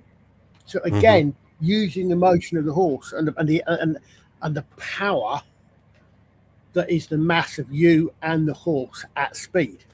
Yeah, because this position definitely gives you more driving power Yeah, than the other conventional use of the sword, which gives you, yeah, definitely slashing power and everything. But here, this is, I mean, yeah, it depends. It's a yeah. position of the other Um, the enemy to you, and well, it's certainly in the footage. It works. Oh, oh dear, is that the Medusa? So this guy beheaded a Roman, and then yeah, Arthur makes his head take him leave out. his Yeah, body. Th- I did like. There's actually again, interestingly, in the credit titles, there are people created as head artists. Presumably, Okay, people. yeah, I wanted to not keep that on screen too Yeah, long, folks, yeah.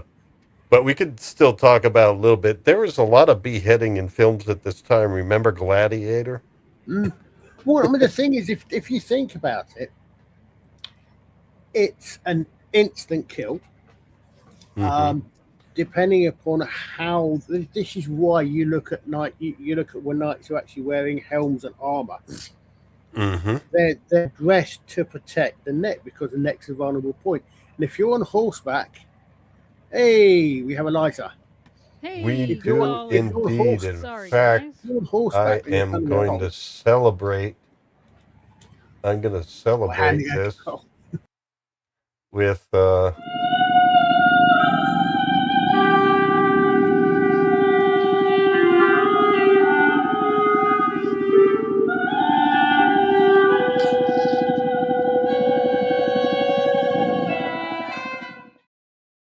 yes, folks. We've been trying to hold it down. Colin and I here with Gavin and Flav in the chat, and a bit of Mog, but it ain't. It just ain't earworms without Liza. Oh, So anyway, now we have this one right in front of us here. We have okay, we're seeing him from the back, so it's not as good of a shot. But look at that bow. The other ones seem to be more straight. This is a curvy bow, and I'm Yeah, well, as I wondering. said, that's what I like. I mean, I Mhm. don't know. I don't know if Matt. That's just that I would say that's a Scythian horsebow. That looks like a horsebow. Okay, okay, and then how do you Which, as achieve I said, that I mean, this is why shape, Colin? I think they're actually made of horn. I believe. Okay. I believe they're literally made of Somewhat horn. They're horn, but they're flexible literally made of horn. yeah. Yeah, somewhat Mm. flexible horn, I guess. Steer. I'm not gonna. I don't know if possibly you could do it with ribs. I honestly don't know. But that's what I was saying. You can see this, and this is what I think looks. Some of this looks. It looks really good. It's how I would imagine someone who's lived a life on the steppe would do it. Okay. Yep. Yeah. These are the Sarmatian Yeah. guys, the knights, and then you don't want to get an arrow in the back, No. and then here we get some. I mean, we get some good shots, some real good close-ups. Now in Robin Hood, we were seeing a lot of arrows that maybe had like a carved point, and these have heads. That's a barb. That's a barbed head. Yeah. The reason for barbed heads on hunting arrows, like a lot of things, are not pleasant. Oh yeah, I'm sure. Yeah, and on a hunting arrow, not a person killing arrow. A hunting arrow is designed for the specific purpose of not falling out. And if you're moving along, that's moving up and down. That does a lot of damage. Causes a lot of trauma. So if you don't kill an animal outright instantly, hopefully it doesn't get too far before it dies of shock and blood loss. But obviously, if you're using against a human, because don't forget it's going to be rotating as well, so it's going to dig in. It's going to make a really nasty wound. Right. But basically, the heads were probably used, like you said, for hunting and bringing down prey faster, so you don't have to follow them for miles afterwards. Yeah. And but in Robin Hood, I guess they just used carved points because. Well, you've also got that if you're shooting at a target, Yeah, you that's do true. not want that. You don't want the arrow to be stuck in the Oh target. no! Yeah. But I mean, I think I've seen in Robin Hood, which we do now and then on this channel, and it'll be coming back after this. We'll do another episode of Robin of Sherwood. I think they were using the carved stick type of point, even in combat there. I don't know, but I guess we'll have to see and pay attention to that in the future. Yeah, I mean, usually you want a head on the arrow because the wood's not going to be. I mean, even if it's fire hardened, it's not going to be that penetrative. Mm-hmm. It's not going to do enough damage. Now their bows, they use them at all sorts of angles. Now look, this guy doesn't have the curvy bow. This is your. Yeah, standard. I must admit, I wasn't aware that Navi and Avatar had bows, but then again. What did you say? Okay. I thought I was watching Avatar. Are these non-blue? I mean, they're not that blue. No. They're not that blue. But anyway. The Woads. Yeah. Yeah, all sorts of. I guess that one's name's Harold. Yeah, this is all. It is Pretty a bit of a yeah. gory thing. Bit of a gory thing, and that's what we think is the bishop on the inside and people getting taken down. But yeah, I do like their bows there. I mean, you'd think these guys would have handled you could do that the with a short bow and shoot throw, someone called it gangster style. I genuinely am not sure. I mean, partly that may be the angle, but it's a short bow, so that you've got a lot of maneuverability in it because it's a short bow. So. But I think when you're on a horse, you're probably going to be at angles at some points, but yeah, it's not going to be upright all the time when you're on a horse. But here, yeah, they definitely wanted to get shots where these guys were doing a little more gangsta. Yeah, is meant to look cool, and a bit of a gory battle here. But I think in many ways it does show that that's the way they were. Now, Arthur comes in, kind of like striding in. And there we go. Now, Yeah, that looks kind of like Vortigern's armor.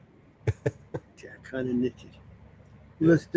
There's a couple of things in this that reminded me of the Merlin, and Mm-hmm. I remembered and I worked out what the big battle, where they got the idea for the big battle from as well, Ah. which was a Napoleon. It's one of the big battles of the Napoleonic era. Austerlitz was supposed to be partly fought on an ice sheet. Oh. So Well, when you get that in it, that's it. yeah, this one and Merlin had the ice sheet battle. Mm. I haven't gotten further in de Arthur. I should check it out further and see if there was an ice sheet battle in there. But um, what's his name? Mallory is not very descriptive. He just kind of says what happens. He doesn't really describe things in detail. So you don't even know where any of these battles are taking place as far as scenery is concerned. We don't know where we don't know where Yeah. the 12 major battles that are referred to in King Arthur, or even Baden Hill. We don't know where I that think was. we're gonna get better shots of Yeah. Boris later, but his armor is a bit interesting. Yeah. Wow. Do we have Okay. Merlin here? But if you go back a couple to the Mountain Archer again. Yeah. Yeah, because what I can see is you can see there that shows you why you want that degree of flexible armor, Mm-hmm. because the armor is flexible enough that it gives you protection where you need it. But it's the flexibility on your shoulders, so you can move your shoulders and your chest to actually shoot. Because you use Yes. your chest and your back muscles when you're using a bow of almost any poundage. Yeah. In proper games like Worm Unlimited, which I played for some time, you actually underwent a penalty if you wore a chain or plate on your archery. Yeah, So, well, properly fitting chain isn't too bad, but plate definitely. hmm well, in that game they also penalized you a little bit for chain, but Yeah. here, okay, Boris, what's he got? See, again, I think that's the other guy. Pyramid Yeah. spikes. I don't. I think that's the other guy. Not. I think that's not Boris. Okay, we'll say not Boris. That's his No, official I'll say name. it's difficult to tell because they as you said Yeah, they things are do look cut very so familiar, fast, very man. similar. So, Even the director's cut is so edited that it's like. But I mean, it's a fight scene. You want them to look cool, and you don't want any issues showing. So I guess, yeah, but yeah, then you're wondering who's this guy, Boris or not Boris? I don't know. yeah, But yeah, it's like pyramid spike yeah. things. I don't know. No, that's very sort of You would think that'd be unnecessarily heavy. fantasy on, and again the bloody braces on everything. Hmm. That's one thing I thought. Okay, sorry, hold on a second. Have they been to feudal Japan? Some of this armor looks a little bit Japanese to me, but again, I'm not that I can familiar understand the with brigadine, but mm, the spikes sort of thing would make it unnecessarily heavy mm, because you would rather just kind of like more flat things where because you would see for each one that you put on here, I'll go back since I'm talking about each one that you put on in the set here is going to weigh more from being a pyramid rather than a flat section. yeah. Mm, And it's going to add up more weight without giving you any additional protection. Maybe it's a little thicker, but once again, anything hitting you is going to slip down into the cracks between. It's almost like directing it to the yeah. cracks rather than hitting a flat section. But what I do like is you notice it's open Oh, just below the waist. You mm-hmm. see just below the belt there. You can see it's actually opened up now. Okay, yeah, fine. That does leave you vulnerable, a bit vulnerable, but you need that, especially if you're riding a horse. You need that for the mobility in the thighs. Exactly. So presumably he's going to be wearing some sort of trousers underneath. Oh, And Arthur there. Okay, we got some guy. Oh, kind of gruesome stuff here. Arthur just and that's increases Galahad. the blood. That's Lancelot. Oh, that's Galahad. Oh, yeah, Galahad in this is not Yeah. Galahad the Pure so much. He's Galahad So that's Lancelot, not Galahad. That's because I thought it was Arthur. I know. I can't tell the difference between some of these people in the shots. Man, Patrick Stewart could be in this film, and I wouldn't know. Yeah. I was watching. Oh man! And then what do we have here? Now that one, I like the keychain effect. Yeah. I think that looks cool, but I don't know if they're necessary. How much does it add having the rings? Well, I guess leather. I guess this is leather. Yeah, I mean, I would imagine what it probably does is it gives you. I mean, again, ring gives you, as they're like that. I'm not sure. Connected, it gives you more. It's good. It's good against. That I mean, set like that, that's going to be quite good against sharp faults because you've got a blade coming in at you. Yeah, blades. Lots of metal areas, and at the same time, because you don't necessarily need the entire length of the blade to be blocked, so you don't need the whole thing to be metal. Exactly. It helps with blade and slashing attacks, but that's about it. It will probably help with blunt force, but not as much as not as much as full on chain, because full on mail actually spreads the blow as well. Yeah, as Flap said, slashing, but not much else. Yeah, certainly not piercing. Then all of a sudden there are all sorts of wrestling, and then we see it from behind. But the long and the short of it, Arthur's men, whoever they are, sometimes it's hard to tell them apart, but they're pretty good at what they do, and they're keeping the not bishop safe, and he's seeing all this stuff going on around him. Basically, it's one of these things where it's basically telling you war is not all that glorious, folks. That can only be Ray Winston going thoroughly over the top. Yeah. Yeah. So yeah, this is different armor than the other guy. Yep. That's how you could tell them apart. I wonder if boars and not boars. Yeah, I wonder if that was a deliberate choice, because I can't see why they wouldn't have the same armor. It would make. What's the cool factor? Each one, I mean, has their own, so you can kind of tell them apart in some cases. There's the two bald guys, and there's the two curly-haired top guys like Galahad and Lancelot that look alike. And Arthur sometimes could blend in with one of those, but his armor, is definitely different. Plus, it's like, your Dungeons and Dragons party don't always wear the same armor. Oh, yeah, I mean, Arthur's armor is definitely the most Roman looking on. I would always say he's a late Empire period Roman officer.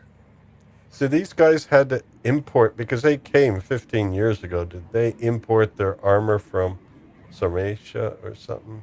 Or they just found local ways of making it? Oh, that's gotta hurt. Yeah, I mean, the battle's just about over. The Romans are winning. I'll let you fit in what you're going to say, Colin. Go ahead. Again, I'm not sure that historically speaking, they would have been in the same place for 15 years, not least of which is there's not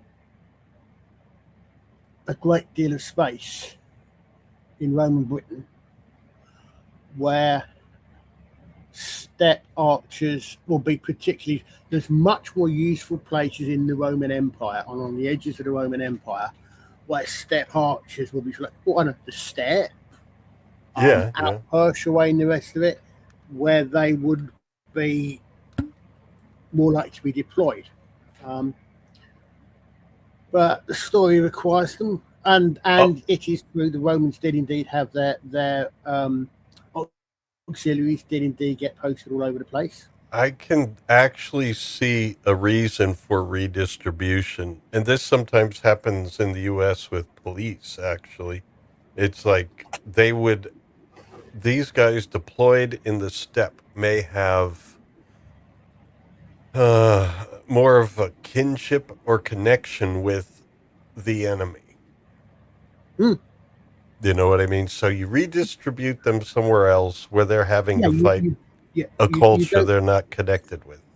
Yeah, you don't want them near their homeland. Yeah, definitely. Yeah. And again, this was Roman policy was to um, give discharge to a unit at a time, um, and then the unit was discharged in situ, not given leave to, as someone put, cross the entire Roman Empire to get home. No, you become colonists there. You're discharged in this case Britain, and you're expected to set up home add to the Roman presence in Britain or wherever. Yeah. So, Liza, how are you doing? I know the battle scenes aren't your cup of tea, but did Well, she leave again? no, I didn't leave. Okay. Yeah, Flav knows his stuff, and he's been commenting in there about different moves and positions and stuff. Yeah, and that guy's got a headache. But we're about to get a clip here because we get some insight into some of the I, I call them Salmatians. They're Sarmatians, right? Yeah. They're not Dalmatians, man. They're not spotted. Ray Winston's proving how tough he is by not wearing anything under his armour there. Yeah, he's tough, all right. But they've finally pretty much won the battle, and so they're checking out the VIP, the carriage, so to speak, and they're looking underneath, and they find this guy here. And I think I do have a clip for this, yes. And this is one of the I guess one of the priests praying, or yeah, I'm pretty sure it's a priest, not a soldier, praying underneath Yeah. the cart. Save your prayers, boy. Your God doesn't live here. And that's definitely not very priest-like. Well, yeah, the priest's like praying underneath, and The priest one hang of on, then the priest-like. yeah. Sticking someone with a saw is not very. Oh yeah, because that guy that we just saw, believe it or not, we're going to find out soon, is actually the bishop. Yeah. Yeah. So, but the point is here, the Sarmatians don't have they don't have the same Christian ideals or anything. They're just like they're used to, but they're used to this life. They're mercenaries, basically, kind of like conscripted mercenaries with a 15-year. I kind of both liked and didn't like this scene here where here's the guy where the guy just comes up with him and he panic out of nowhere. Arthur just the script requires him to know the guy's there, so he turns around. I like the way he does it. Mm-hmm. That's a nice position. That. Yeah. I mean, the battle is cool. It looks cool. Yeah. That's the important thing, is it looks cool. But yeah, I said it is as an action movie. This would make a really good Dungeons and Dragons style fantasy movie. But Arthur's he's holding this guy at sword point, and so not Bors, and just about every one of Arthur's men's watching to see what happens, because this guy's got an axe, and Arthur's got the sword at him, so he drops the axe slowly, and then this guy knows, okay, this is probably the end of me. And Arthur just stands and looks at him a bit, and the other guys are just looking at him. Didn't you ask him what Merlin was doing south? Well, they've been sent south of the wall first. Well, he's about to ask him that now. Oh, he is. Oh, well, okay. So I couldn't remember which one it was. Yeah, I'm not sure if I got it in this clip, but I do have a clip coming up. But everybody, it's a dramatic moment. They Oh even yeah, look at yeah. the misty woods and so forth. That Sherwood there, they're wondering if there's more going to come out of Sherwood. Yeah. Uh, yeah, and I don't know. I'm getting all the dramatic glances here. Yeah. I don't know why I caught each and every one of them, but I did. Yeah, everybody looking at each other back and forth. It's like some of them are the same shots. Oh, wait a minute. No, hold on. We're about to let this guy go. It looks like the number didn't make it in. So here we go. Excalibur, Noctamone, Pits and Caraddock. That's why Merlin sent them Yeah. south of the wall. So interestingly, the guy understands Latin well enough to um, to know what question he asks, but he answers it in. He tells us a bunch of absolute gobbledygook, which the only thing which people recognise is Excalibur. Okay, so does that going to come up again? Yeah, No, it doesn't. yeah, it No. sounds like Excalibur, or is it Excalibur? Excalibur, Noctamone, Pits and Caraddock. And does Caradoc- Arthur know what that means? I would imagine. I mean, If you that put it to in- me sounded more like Latin than. Yeah, putting it in context, probably because if he's been there, and he's supposed to be there 15 years. I mean, he's Romano-British. Yeah, I guess he's learned right. some of the So, enemy's yeah, language. Um, But I guess that's it. Yeah, Merlin sent them south there. But Merlin, okay.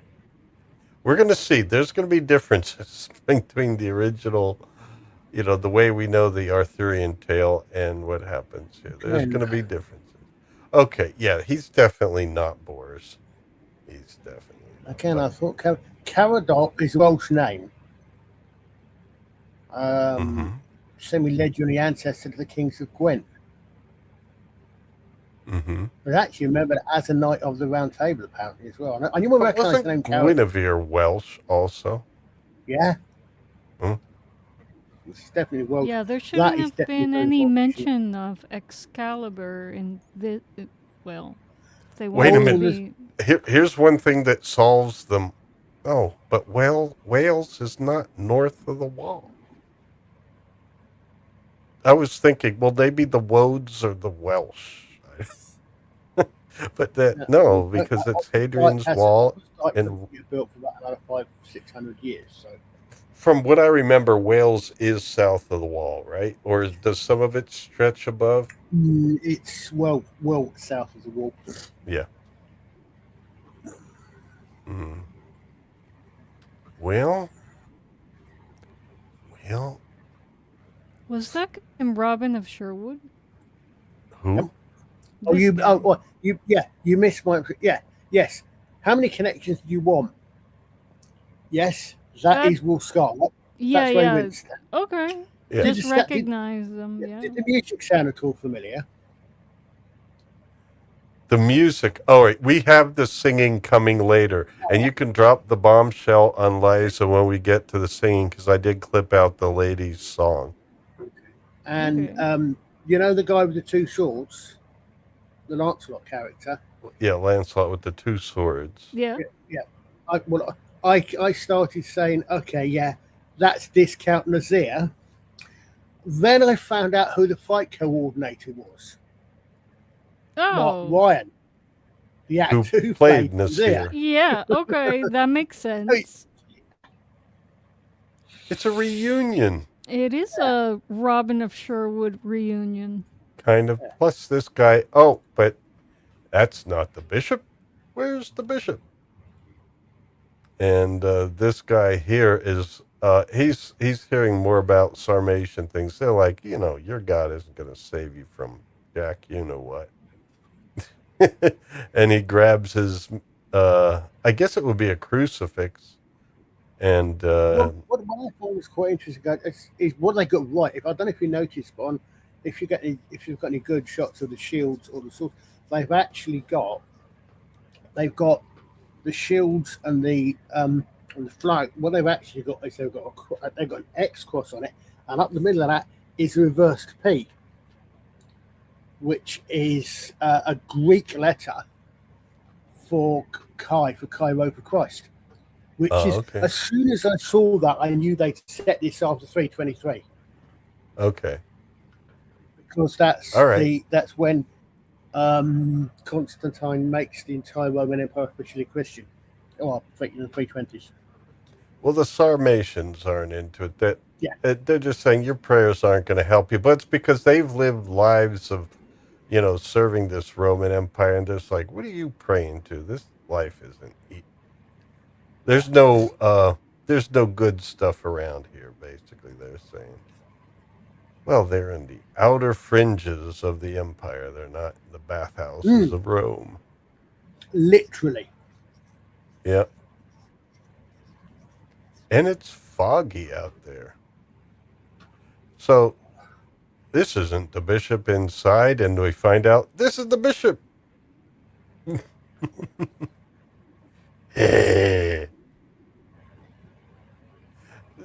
Now, I'm going to laugh at this guy a bit, but the acting is great. Yeah. This is our buddy Ray, right? That is Ivano Mariscotti, which is an extremely Italian-sounding name. Oh, never mind. Sorry about that. Bishop Germanius. Okay, Gamani. I got the name wrong of the bishop. But no, he is, he drinks Dos Equis. I guess you probably never see that commercial, but there's this guy called the most interesting man in the world, and it was a ad for Dos Equis, which is a Mexican beer. I don't always drink beer, but when I do, I prefer Dos Equis. That sounds like it should be in Game of Thrones. So Arthur recognizes him, and he's like, hey, good idea. He's like, good idea there, having a decoy in a box. So yeah, it's not a very good bishopy thing to do. I mean, once he's slashing around with a sword, but we get the idea that this bishop, as Arthur indicates, is that he was a soldier at one time and then became a bishop. Oh, right, yeah, that makes sense. I can see that, definitely. Yeah, I mean, it's like but I guess it means that the clergy, well, this isn't, your medieval proper clergy. This is the early days. This is the Roman days. Very much early days. Yeah. This is the early Roman days where maybe the church wasn't saying, and what is your background, sir? I cut people apart. But I prefer Dos Equis.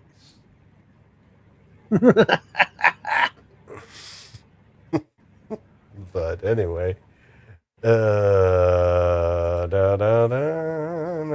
there you go. Okay, everybody on set, lie down, stay still. And we could see a shield there from a distance. We'll probably get closer ones later, but man, it's I would not want to be in the porta potty either, because that's the target. That's the target.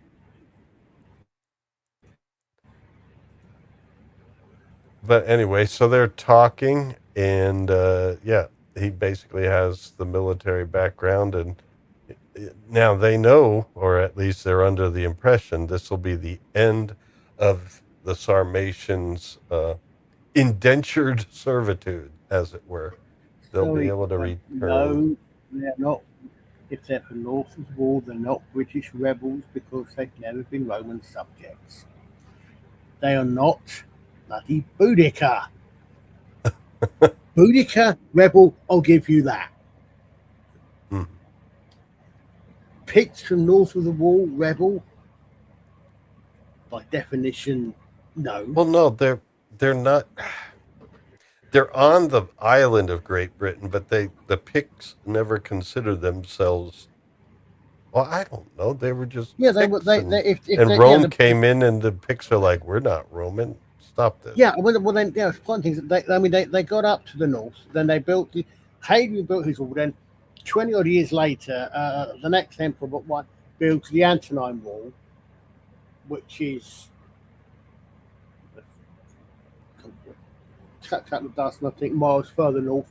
That doesn't last very long. So you've probably got an area north of the wall where there's a lot of Roman influence. How much? We'll find out next week. Yeah. Well, yeah.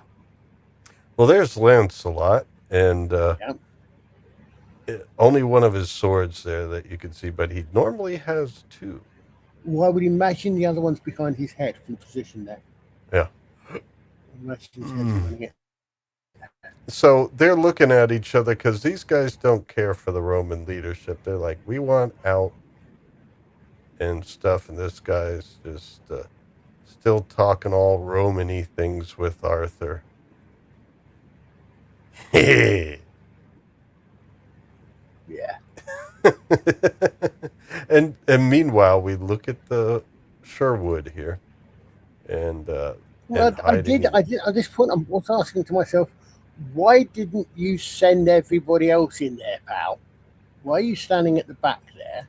I mean, it was quite obvious that Arthur knew they were there because he looked when he's got that guy when he's got that guy sword put in his neck. He's looking and he looks. He obviously knows they're there.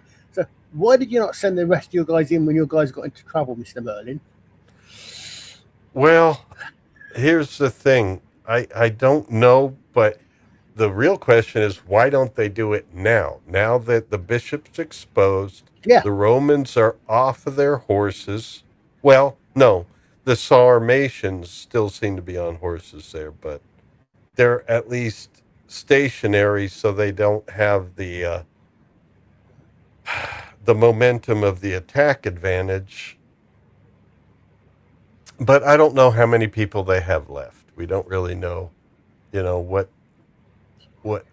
resources they have now. They have a few people, but maybe they're just. We don't know what Merlin's thinking. We don't even know why Merlin sent them south of the wall. It's just Excalibur Dictus Romanus in the bathroom or something. I don't understand what he said. So. Yeah. Mm-hmm. Is that the Frank Zappa Merlin? And he's looking at that guy there. So they're hiding out there. These guys kind of know it. Okay, they're at base. So let's return back. Why does this guy think we're thousands of south of the wall? Just a matter of interest. I'm sorry? What does this guy think there were thousands of them south of the wall? Is that here or later that they mentioned that? No, he just said, he's saying, it's a few dozen south of the wall. And the guy there, the assistant says, hundreds don't worry me, thousands do, or something like that. So yeah, there's about 1,000 south of the wall. I don't know how he knows. They must have other people positioned at different points along the wall or something like that. But also the bishop brings news of the Saxons later and everything. But so I assume, is this a portion of the wall here? I believe I think it's supposed to be. Yeah, this is probably what they actually built. Yeah, I mean, that's the impression I had is that wall. Yeah, that's a tall wall. Now, of course, behind this is I guess it's almost like a medieval little castle town. Yeah, but the interesting thing to me is, okay, but I get that, but surely if you're building a wall, then all of which side of the wall are they supposed to be? Because this is the outer side of the wall, right? Mm-hmm. This is the bit that should be facing the enemy. Right? Yeah, that's another thing. Yeah, I don't understand this here because they were asking, okay, you're south of the wall. Well, here's the wall. Yeah. So And if if you're they're south, south of the wall now, it looks like their village is on the other side of it. yeah, yeah. I mean, I Yeah. that's why I had things with, and it means that the Saxons have landed a huge army north of the wall. Mm-hmm. Why, if they're going to be attacking Roman lands, want to go north of the wall when they've got Yeah, to I come through think the they wall? just got it opposite here. Yeah, they got some. They shot it from this side for some advantage, I guess, and um, really, yeah, the outpost town should be on the other side Yeah, because they're supposedly south of it. And of course, yeah, the I mean, anyone coming in from Rome is going to be south that of it. looks like it's the inside. That bit there looks like it should be the inside where you've got the steps going up and all the rest of it, and you've got the Right. walkway this side of the crenellations. Yeah, this looks like the other side here, the Yeah, inside. yeah, Yeah, I don't know. It looks like maybe on their way back they went to the outside of the wall. yeah, yeah. I mean, It's like, I did you go yeah, past the wall into the outside to come back in? What? I don't know. All right, but they got banners, they got flags. mm, Are we inside or outside now? I don't know. Probably outside.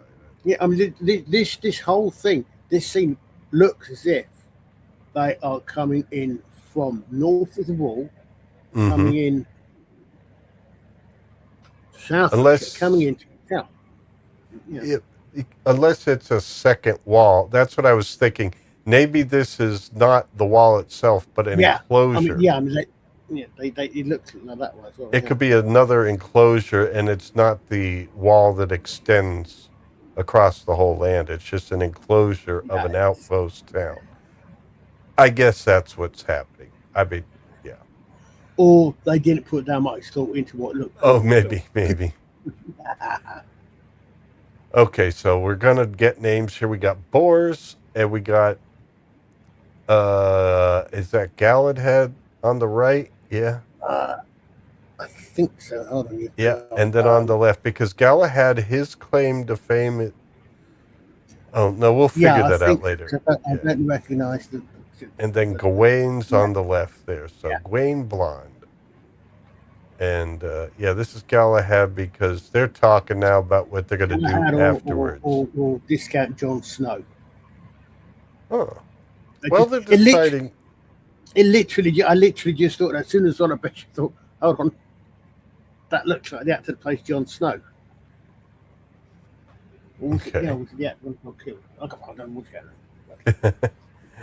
Well, they're talking about what they're going to do Yeah, afterwards yeah, with their freedom, and Boris is well. Boris has already got started. He's got like a lot of kids, as we'll yeah. see.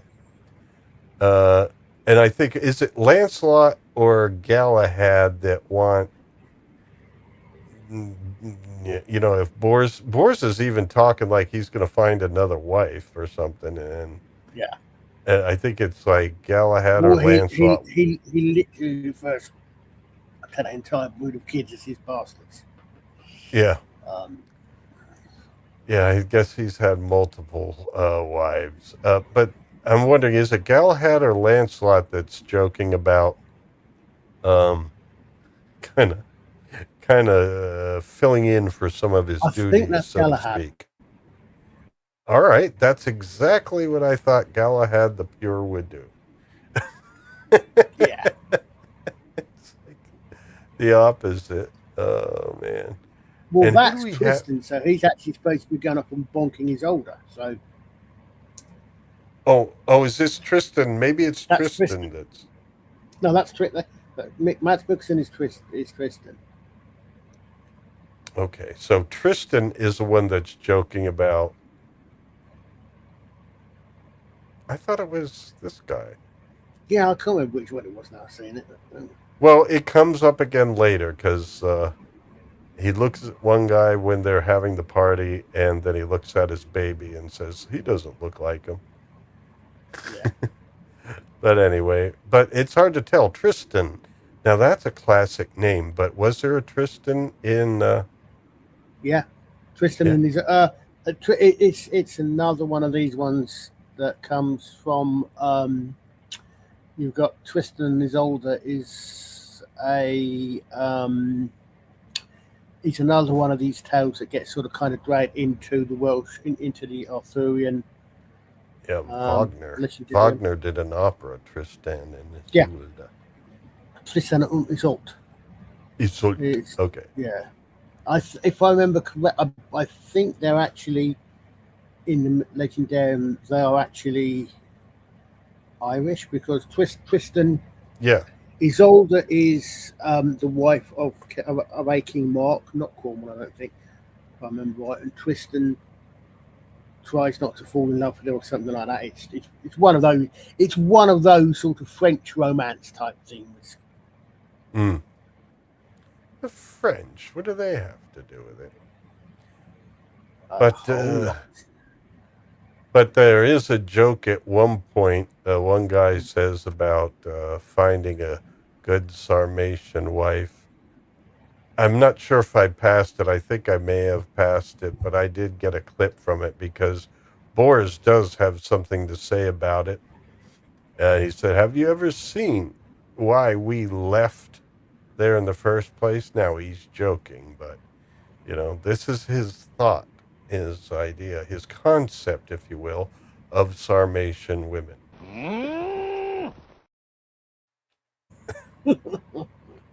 I think I'm going to keep that clip. I do not want to think what for. I don't know, just anytime at moments where people say something, I don't know. Now I have to play another clip because it didn't give me my controls back. So, here we go. Here's some Yorkshire pudding. It takes just 15 minutes for our Yorkshire puds to puff themselves up and turn a delicious golden brown. Sometimes after playing video clips, it doesn't give me my controls back, so I have to play another one to get them. And there's Nasir, all right. There we can see the That's Lancelot. Oh, sorry, no, it was Lancelot there. Yep, Lancelot. The yeah, Lancelot is so he's the one joking about. No, he's the one that wants to have a Sarmatian wife. Yeah. He's not the one that's just going to take Boris's wife. That's it's not Gawain either. It's either Galahad or Tristan. So Tristan is the guy with the rings, right? Yeah. Yeah, there we go. Tristan is the guy with the hawk. That's one of the things I felt the film. I mean, the conversations were so quick and well edited that it was hard to tell who is who. Yeah, but it does sound like it does sound like the sort of banter you'd get. Oh yeah, from soldiers who were born before the meme of I've only got 1 week to retirement. Okay, you're dead before the end of the movie. Mm. Well, and then Arthur, he's like thinking about what he'll do in Rome, and they're like, what's so great about Rome? You're a Briton, and you've been in Britain for the last 15 years at least, apparently. So, but he's heard of Rome, and I guess that's the thing. He imagines it from its propaganda. Yeah. Well, he is a Roman citizen. I want to imagine he probably has been to Rome. Okay. But he hasn't lived there day to day, and so I guess he has. But then again, these guys haven't lived in Sarmatia for 15 years, so. No, but they've been conquered by Rome, and that's why they're here. So they see the Roman ideals differently than the Roman citizens. And plus, Arthur's vision of Rome is more of a Pelagian vision, I guess you would say, rather than, he's hoping things can change. Yeah. I guess. But it's like, yeah, it's the cast of male models. Yeah, that's true. Yeah, and that armor there, what do we see? What do we have? What does he have on his chest there? So that's interesting because what that looks like is it looks as if Bling. well no, on the chest a bit yeah, but what it looks is actually rather than chain. I'm not. It looks as if what he's actually got is he's got a chain or a male hat rather than a male sleeve. It looks as if he's got male sewn onto some fabric rather than having the whole thing male. Looks if you see this, it's not that easy to see, but it looks like this. His sleeve is fabric of some sort with the male sewn on or attached to it, rather than Mm. actually entire male uh, hallmark or shirt to pull over. Yeah, or I guess it could. Yeah, it kind of looks like there's a seam there, Yeah, but it might be just the way it kind of looks, but not the way yeah, it is. yeah, it might be, but I mean, because it doesn't look like a completely straight edged on the side there. But Mm. I mean, there's nothing wrong with that. I mean, it makes sense. You've got your outside's protected, and Mm. um, Alrighty, and then there we have. Yeah. Okay, more chatting and riding, but the I guess the drama is about to begin as they let them in. And then I was looking at some of the interior shots here.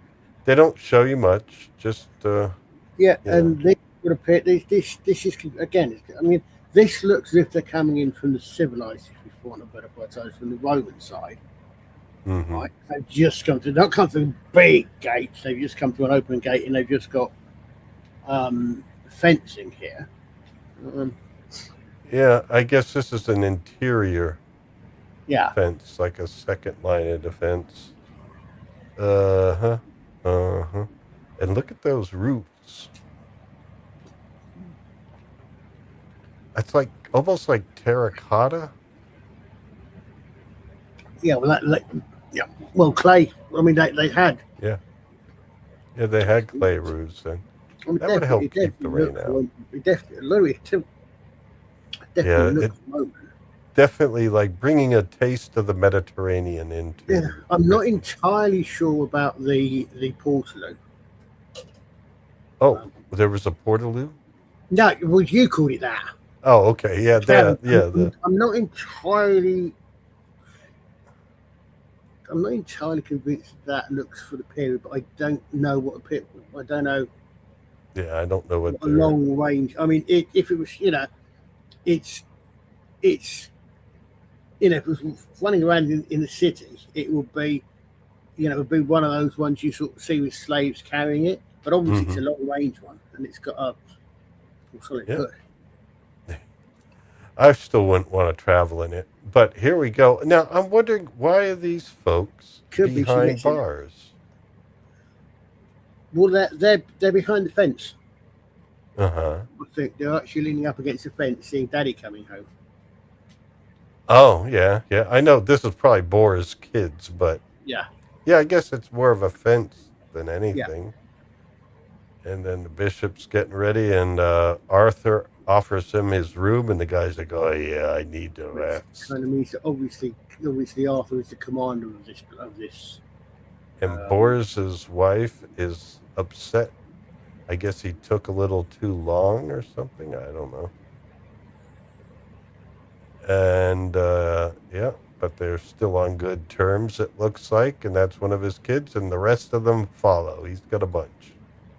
yeah, All right, here's the round table. We're the knights of the round table. We're yeah, very rarely stable, I think. Um, yeah, so I didn't know it had a big hole in it, but I'm pressing forward here. I like the candelabras. mm, And as we see, there's a lot of missing people at the round table. So, yeah. There's a lot of empty seats.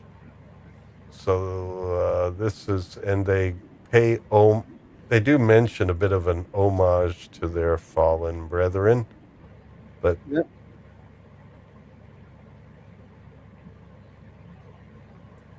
that's the thing. This is supposed to be it. They're supposed to get their freedom back now. But meanwhile, back in Arthur's room, we have the bishop is the main thing they want to show here is he's talking with his. I thought that was Pelagius came back escorting the bishop, but it isn't. Pelagius isn't in this at all, just his thoughts and philosophy. But this guy doesn't like Arthur's little Pelagian relic here, and he just drops it on the ground and it shatters. Mm. The guy tells him, well, Arthur was obliged to let you stay in here. And this guy's like, yeah, he's just obliged. It wasn't a favor, really. And so we'll destroy his thing. Yeah. What the heck? Well, they're about to have a meeting where Arthur's going to be really upset about other things. All right, let's go here. And here's our last set of slides for tonight. We'll be doing the first act and finishing with the first act. So anyway, this the servant well, no, I think he stays there. It's the bishop gets escorted by Arthur to the chambers, and the bishop's not happy with the layout here. He's like, a round table? This is sacrilege. I'm not quite sure what he would think of a sacrilege, but yeah, he's a bit unimpressed, isn't he? Well, I could understand why he'd be upset with Arthur's reasons. Arthur said that, or no, somebody else said it on Arthur's behalf, that Arthur believes that he can't be seated at the head of the table and show how important he is. Yeah. Basically, they speak with an equal voice. Not really. Arthur's really in charge. But it's a way of symbolically saying that their thoughts and ideas are included, which is not this guy's way at all. It's like, no, I tell you what to do. But anyway, he's like, okay, well, we'll allow you that. Well, here's the thing. He knows he's about to give them one last mission when they expect to be finished. And he knows that Arthur isn't going to like it either. So he's not going to make too much of a big deal about anything. He's like, okay, there's probably enough of you left to carry out this mission. And he says, thank you for your service to the Roman Empire. And my pedantically linguistic part of my brain is wondering who he's actually talking to, because he sounds as if he's giving a speech at a large celebration to a crowd, rather than talking about the people he's talking to in the third person.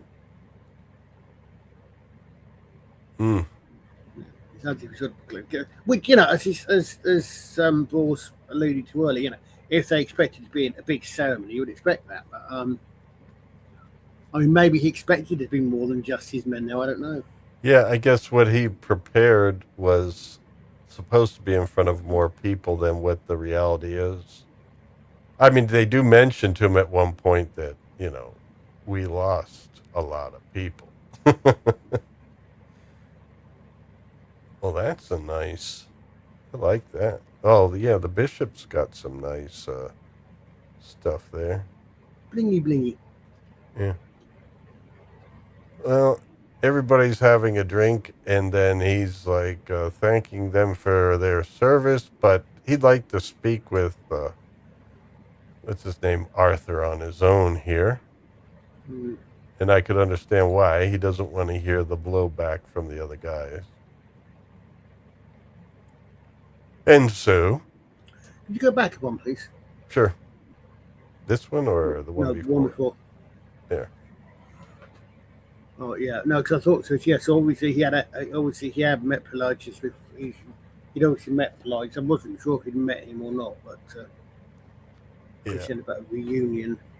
Mhm. Yeah, my things are covering it up, but the bishop doesn't think too highly of him.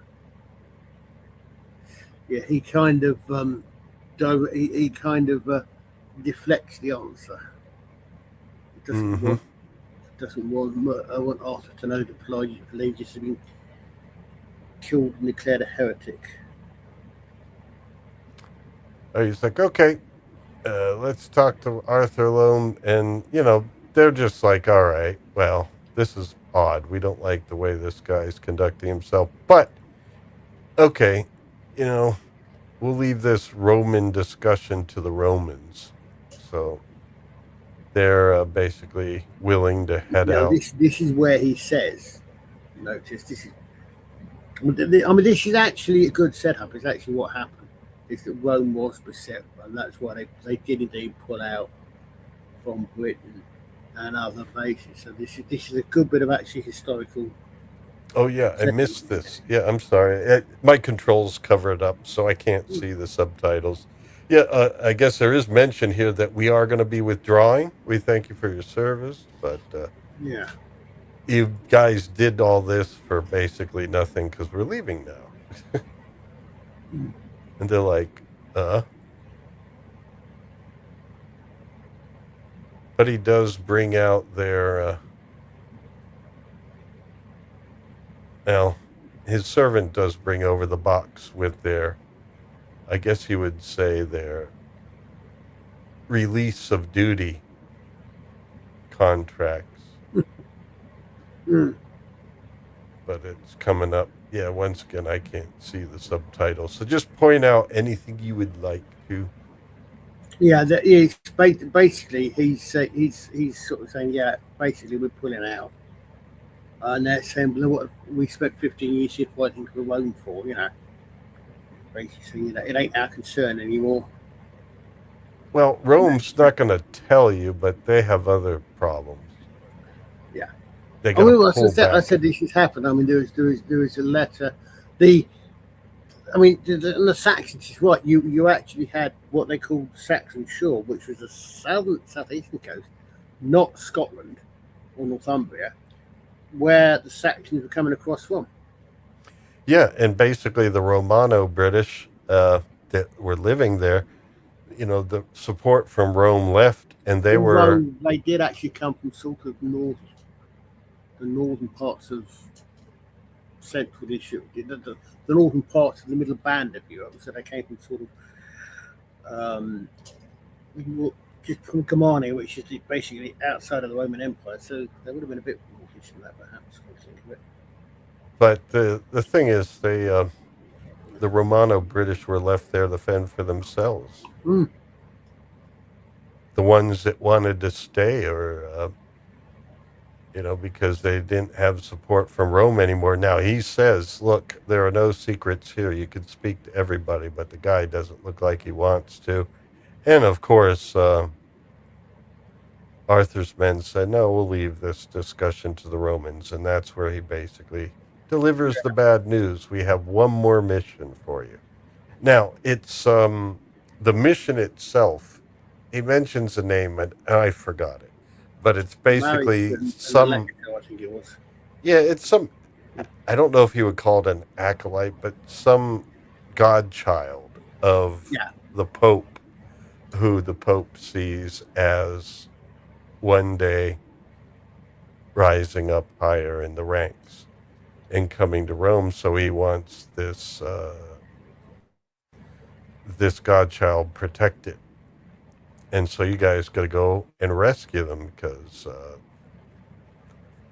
I guess it's from the Woads, or is it the Saxons? I think it's the Saxons because the Well, Saxons are invading. both. I mean, Yeah, both. yeah, They're basically the aligning each impression is other. that he wants them relate. Yeah, I mean, basically, what he wants them, but basically, he wants them pulled out and extraction. He wants them extracted so that they don't get killed by the Saxons. He doesn't because the Saxons are coming in, he's not worried so much about the roads per se. Okay, yeah. Because this family, they live north of the wall, right? Yeah, Which this is is. I mean, odd. I'm thinking. So what are you doing? And why are you living that far north of the wall? Are they Yes, living in their hunting lodge north of the wall or something? they're living in an entire villa north of the. Now, as I said, I don't know how far north of the wall Well, maybe the at one point the Romans were expanding northward after establishing the wall, and then the wall's just kind of like a backup retreat point. I don't know. well they did. I mean, they did the they did they Hadrian's Wall. Then they did have the Antonine Wall, which is I can't remember how I did look at this. A bit later, about 20 years later, but then that was abandoned and they pulled back. So Okay. you've got. So I'm just wondering how much of the land. I would imagine that what you've probably got is it's not um, it's not a case of you've got raging Picts 5 yards from the wall. You know, there's open land out there, and probably bits here where there may actually still be Roman Hmm. influence, and then the Picts a bit further north perhaps are coming in. I think, um, but yeah, I mean, I did kind of have that get that impression myself, thinking, sorry, who? Yeah, What? they're just a little bit further beyond the wall. So, they're, but now that Rome's leaving, they want to basically rescue them. These people that are out on the frontier. Yeah. And so, but Arthur's not liking it because what's he going to tell these men? It's like they promised their freedom. But bottom line, the thing is, without these papers, their papers of freedom, they would basically be hunted down anywhere in the Roman Empire. So, in order to get back to where they live, they would have to go through Rome, the Roman land, to get there.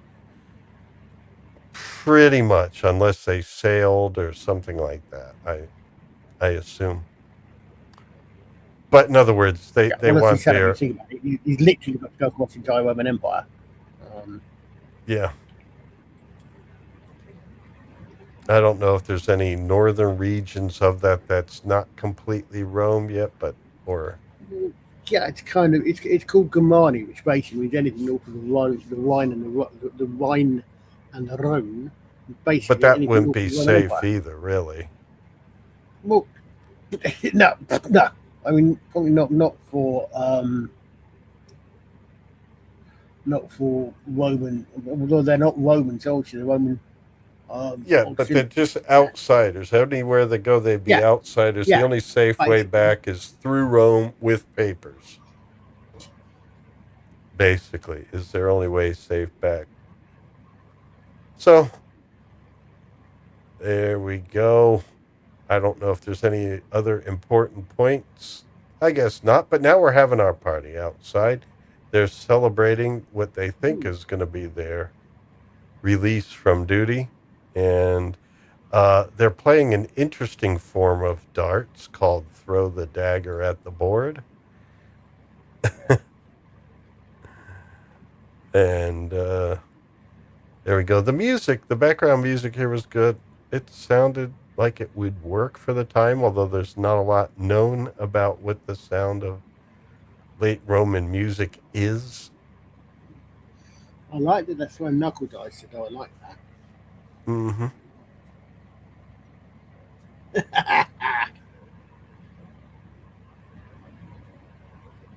that. Yeah. So that's part of the entertainment is basically gambling. And now he's like moving in on Boris's lady. And she's like, my Yeah, husband is here. But who, I want to make sure I get this right. Who is that there? That is, looks that's like Lancelot. Lancelot. Yeah, that is Lancelot. Okay. So I think it is Boris, Lancelot. That's, Boris is yeah, current. because Galahad is supposed to be pure, man. You Yeah, can't change the story that much. But Boris is looking at his kid and says, it doesn't look like him.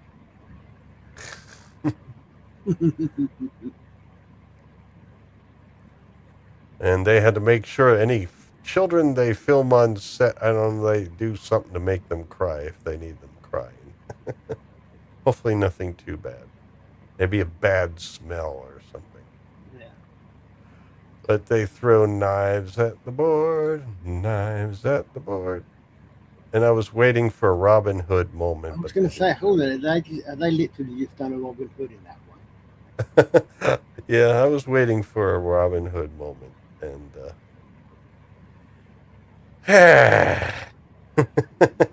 that's a good shot.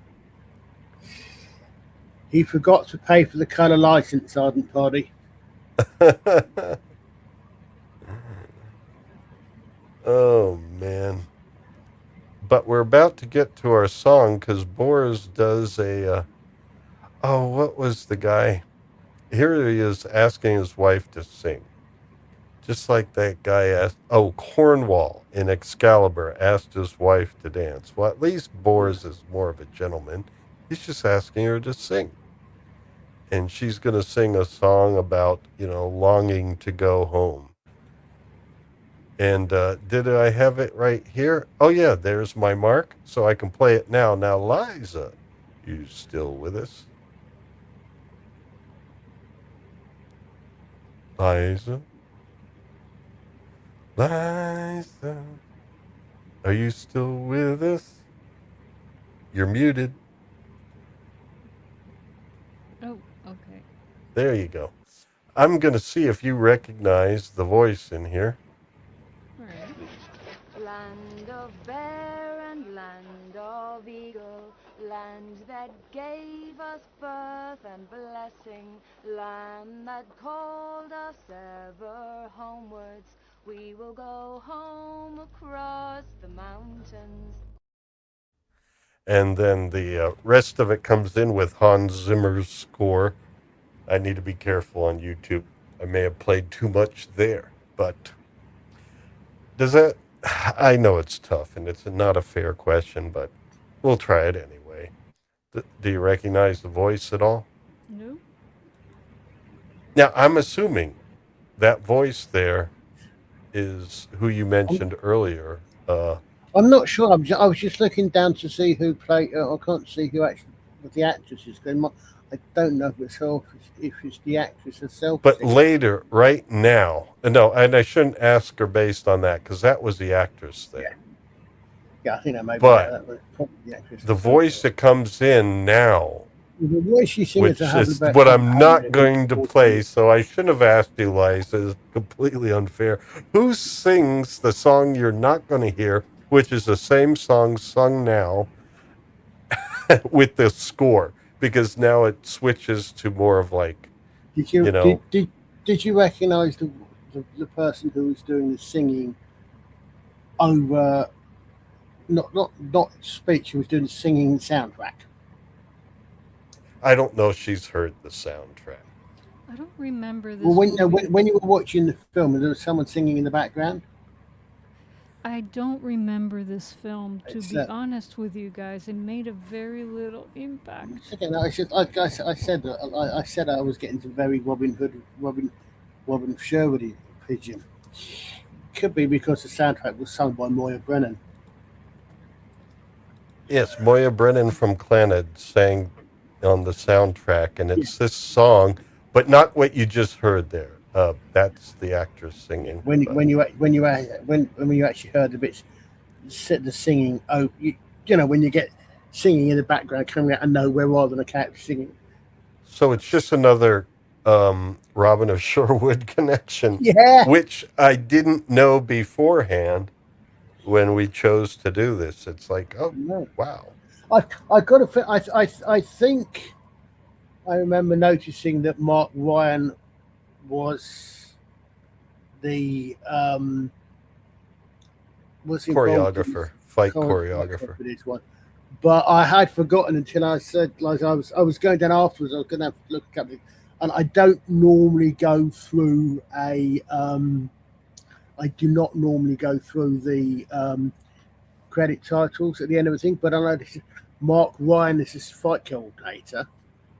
I think Mm-hmm. William Pennington or something, Yeah. And I was saying along before you got back, the costuming here, they got something like half a dozen seamstresses Mm. listed in the credit titles. Oh, yeah. So anyway, at least it's better than this.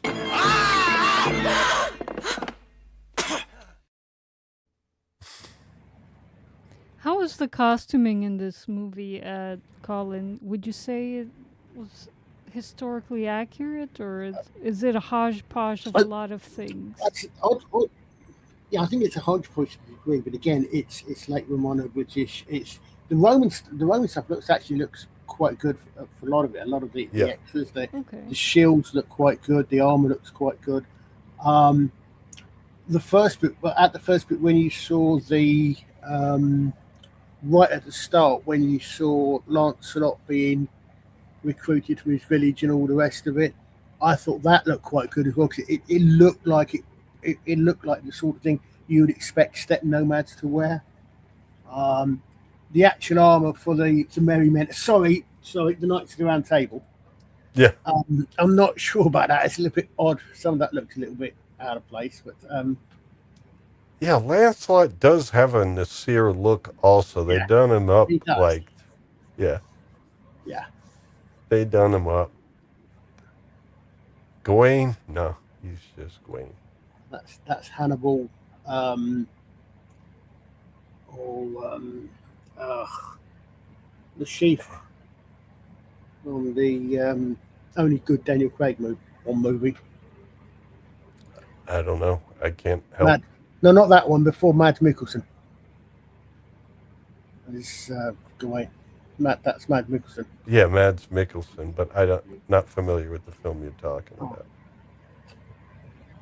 Casino But Royale. oh, okay. The only Bond movie made twice.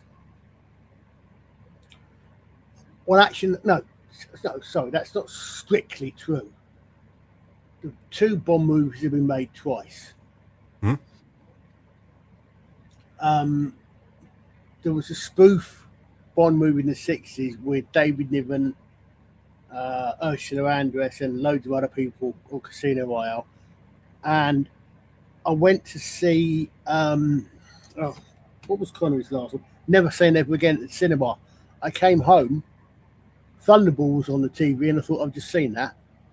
Mm. There's literally Never Say Never Again is literally Thunderball.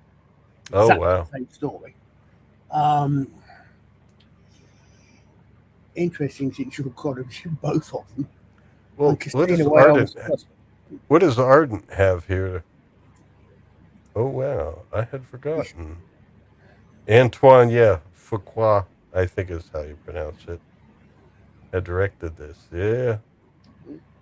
Yeah, and it's like some of his other films that I read off there, I felt as I was reading them off, it's like, But this one was really good, I think. Yeah, it is hard in some ways, some things, because it is, some of the nights you don't see them the way that, you're accustomed to seeing them. But, I mean, I do like it. I do like the film. Yeah, I mean, I thought that was a little bit of a sneaky chip when the bishop said, "If you're men of the Knights of Legend, they're not legend yet, you idiot." Yeah. Well, here we are. They're listening to her song, and they're, of course, all longing to leave. And then they're about to get the worst news they can get from Arthur. And he basically starts telling them in a moment or two what's happening. Rome thanks you for all your service, but there's one more mission to do. And it's like, really? Really? Now, there we go again. Yeah. I can't tell Oh, this is still Lancelot, right? Yeah. As you said, Lancelot is Nasir. Yes. Okay. Anytime I think Nasir, it's Lancelot. Yeah. And then there's not Bors there on the left. I don't know what his name is. Maybe it's Bart. I'm not sure. I'm just pulling up through the ones. Like Gavin said, Bart. It's not Gawain. It's not Galahad. Hold on, that must It's be not Dagenham. Tristan. Hold on. Who? Wait a sec. Hold on. I think that's Ray Stevens. Oh, Ray The only one Stevens. I don't That's what I recognise is was. Dagenham, and that's Ray Stevenson. That's the thing. Ray Stevens. I got to remember, this is Hold on. 22 years ago. And so when I was thinking Ray Stevens, Yeah. I was looking for somebody closer to now or a couple of years ago before he passed. Yeah. Yeah. But no, it would have been a younger Ray. Yeah, so the picture. I mean, I'm not. When I looked him up, I hadn't even realised he's actually Irish. From the things in it, I thought it was from the people talking about him. I thought he was. I expected him to have been an American actor, but he's Irish. Oh. But yeah, that's him. Yeah. Yeah. All right. But Well, yeah, as you said, the picture I have, the much older ones where you see long white hair. Stars. yeah, I mean, I can't help it, but what's burned into my memory as Ray Stevens happens to be the character he played in Ahsoka. I was going to Unfortunately. say, yeah, that's the only thing I know. I mean, I never watched it, but I know that because he was obviously a lot of the channels I watched talked about it. Yeah. But I mean, yeah, no, I'm not as violently against Ahsoka as a lot of others, but yeah, they could have done better. I mean, I had ever since seeing Rebels to its conclusion, wanted a continuation. And I never it saw just, any of those. yeah, but this just wasn't quite up to quality. Because I'm looking at it, and the amount of stuff that he was in his early career, it's all over here. So I thought, oh, so what? When I looked down, I said, oh, good Lord. And somebody said, actually watch. And I thought, wait, hold on a second. There was an American version of that. No, that's actually the. Oh, I see.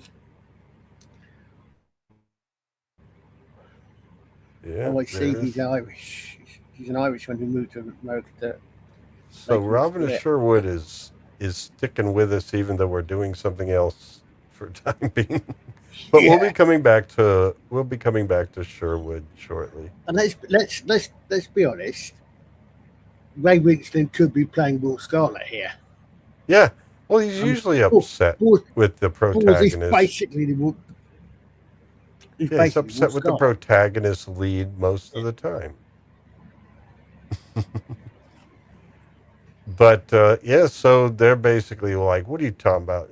It's basically everything you would expect them to say, but at the end of the day, what happens, and I forget, I think it was Lancelot who said it first, is, look, screw Rome, but we'll do this for Arthur. Rome lies, but we'll trust Arthur. You know?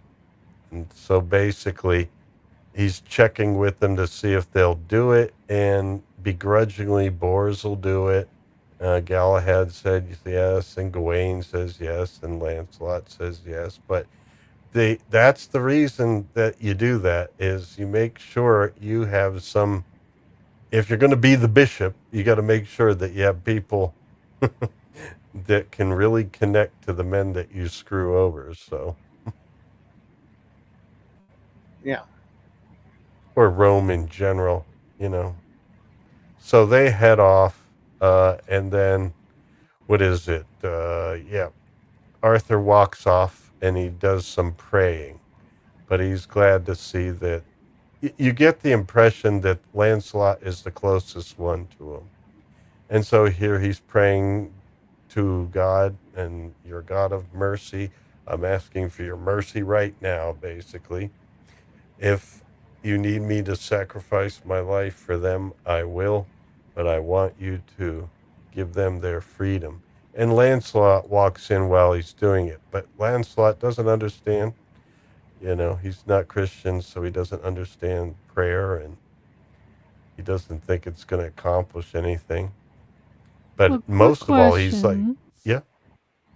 If the Romans were leaving and and there weren't many Romans left on the Isle, I guess. And this bishop's forces weren't really around. He traveled with just one guy. How's he going to enforce this little dictate?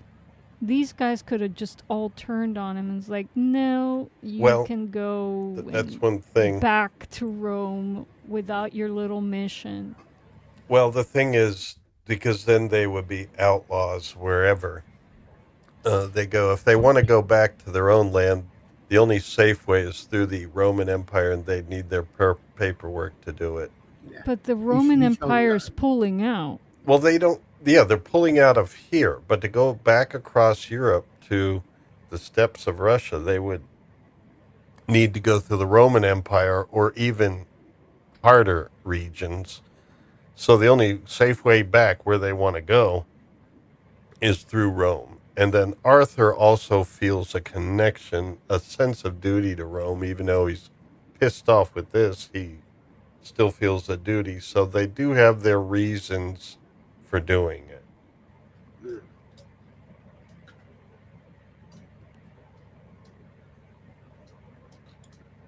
I sense from the silence it was not enough for Liza, but no.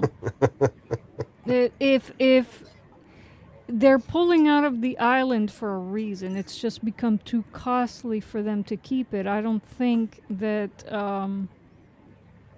at this point, passing through Roman whatever would be an issue. Oh, that's wouldn't there be other units that are indentured to the Romans as well, who would be pissed off as well? And well, they don't know that they have no connection to them at all, so they have no idea. They just know in order to get back to where they want to go, they likely have to go through Rome, and the only way to do that safely is with the paperwork. Otherwise, they'd be hunted down. That's what the bishop said. Thoroughly well the fact that Rome's going to pull out, but no one else is. But the idea is that Rome's going to pull out, but they'll still they've still got to go through the entire Roman Empire, even slightly shrunken as it is, to get home, because it's the only way to get back to Sarmatia. So what he's holding over them, as Scott said, is basically their rite of passage. Okay. Yeah, they don't have the historical perspective that we do, that they might be able to get away with it. But they also feel a sense of duty to Arthur, and that's what we got from this conversation. The main reason why they agree to do it is because they've learned to trust Arthur, and if he says this is the last one, then this is the last one.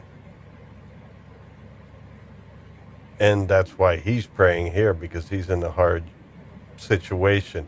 But Lancelot's mostly upset. It's like, why don't you talk to me? Why do you talk to your God instead of talking to me? It seems like he cares, and he's like, why don't you share your problems with me? And I don't know. I guess you sense there is a bit of history between them, but we don't know what that is at this point.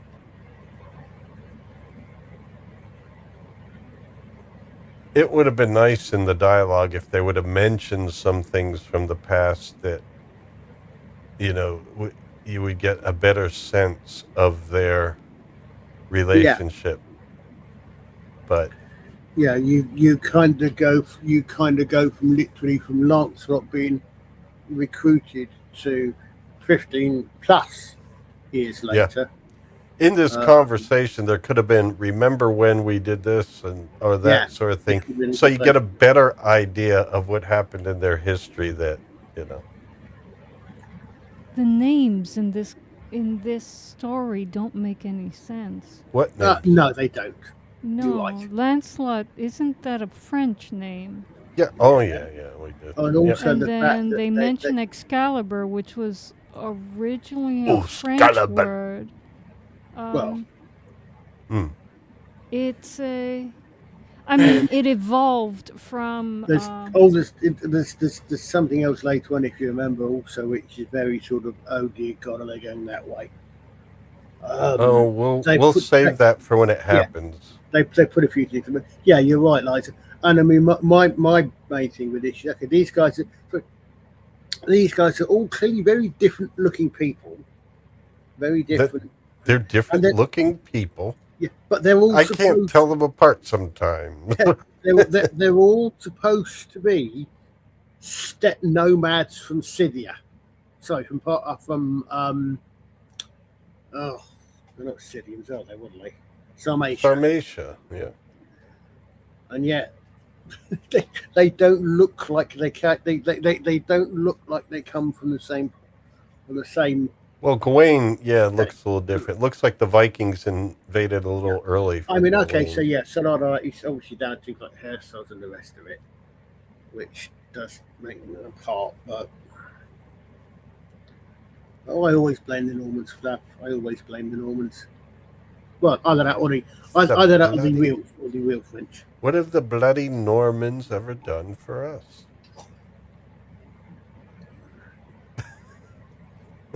I mean, Well, this story.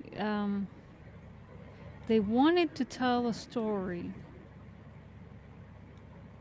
about the Romans pulling out of Britain, but they didn't tell a story of the Romans pulling out of Britain. I think this film, I said to Lance earlier on, And what they wanted, and they wanted to do the King Arthur at the same time. This isn't doing justice Well, to they either history nor the legend. No, I think they wanted to do a story about the time period of what the real life King Arthur was probably. Basically, it was probably, King Arthur was a Romano-British guy.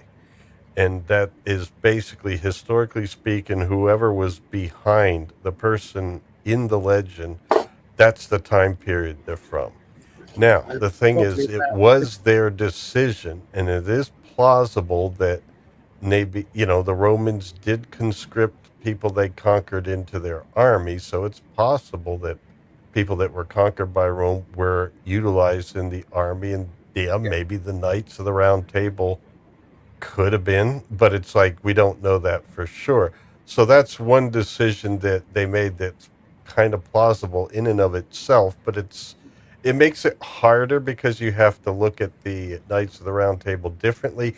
And strangely enough, with the actors that they have, they don't really come across entirely. I think the one guy, this Lancelot, at least visually, could pass for Sarmatian. But they Arthur is what Romano-British. I think I suspect that perhaps what you I think, as I said earlier on, I think this would work very well. This story, change the names. This would work very well as a generic fantasy movie. although I don't know fantasy, Well, yeah, I guess but a little bit. yeah, but I mean low fantasy, so not the high magic sort of things, but sort of fiction, historical fiction. It could be historical fiction if they didn't do the I mean Knights of the it Round could work. Table. I mean, actually sitting, it hadn't occurred to me actually, Liza, but yeah, if they again do this as a story about a story about the Roman pulling out of Britain, yes, that would work. But I suspect that either they didn't trust or they didn't think it would work. If you want to do a story, saying, okay, well, this is perhaps what the origin of, or part of the origin of the King Arthur myths is, that's fine.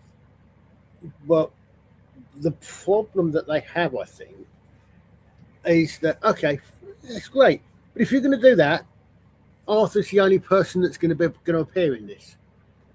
None of the other characters are probably from that period. All the other characters come into the mythology much later on. So you Hmm. do this, and you do it with a character that is that is proto Arthur, but you do it without any of the other ones. Yeah, the I think. names are too like Yeah, if Lancelot is supposed to be Sarmatian, Lancelot yeah. is not a Sumerian name. Lots, no, Sumar- lots of. Sarmatia and Samaria are different.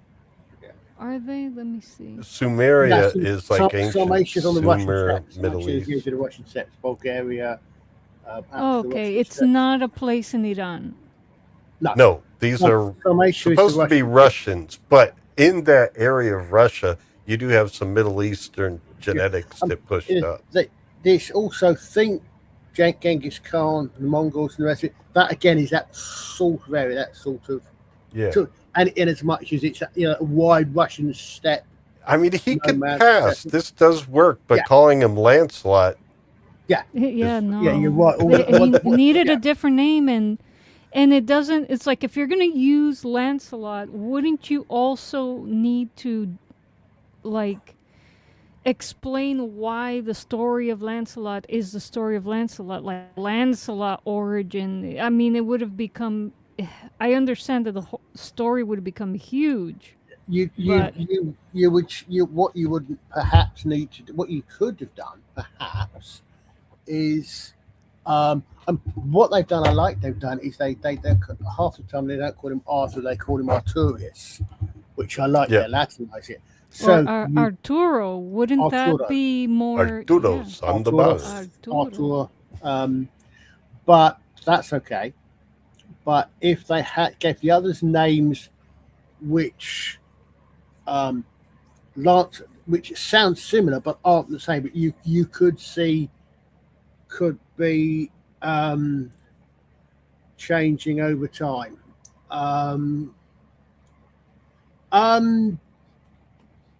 No, it's about 500, about 300-400 years too early for that, aren't really?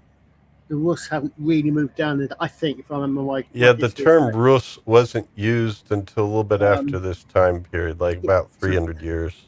Again, That's what I think, looked up. Yeah. Well, what I think what they're doing is they're wrestling with the usual anachronisms of doing anything historical, where you have to make where the audience, I don't want to say modern audience, I mean where the audience of the present day will actually be able to understand the terms, will actually understand roughly what you're talking about.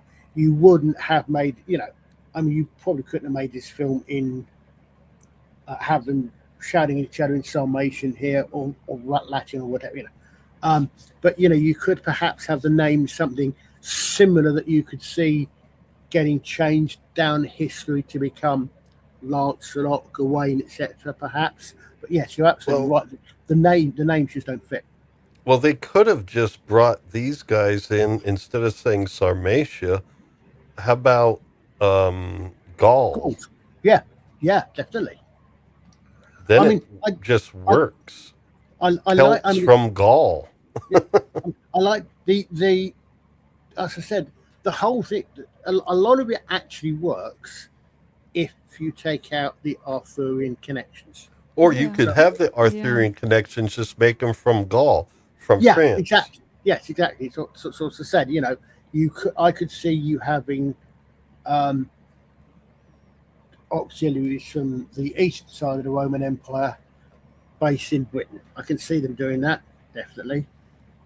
Yeah, I mean, or just, make it non-Arthurian. I like the Russian connection. I mean, I'm part Russian or something like that myself, but, in this, it is a bit odd. Lancelot here is a little odd.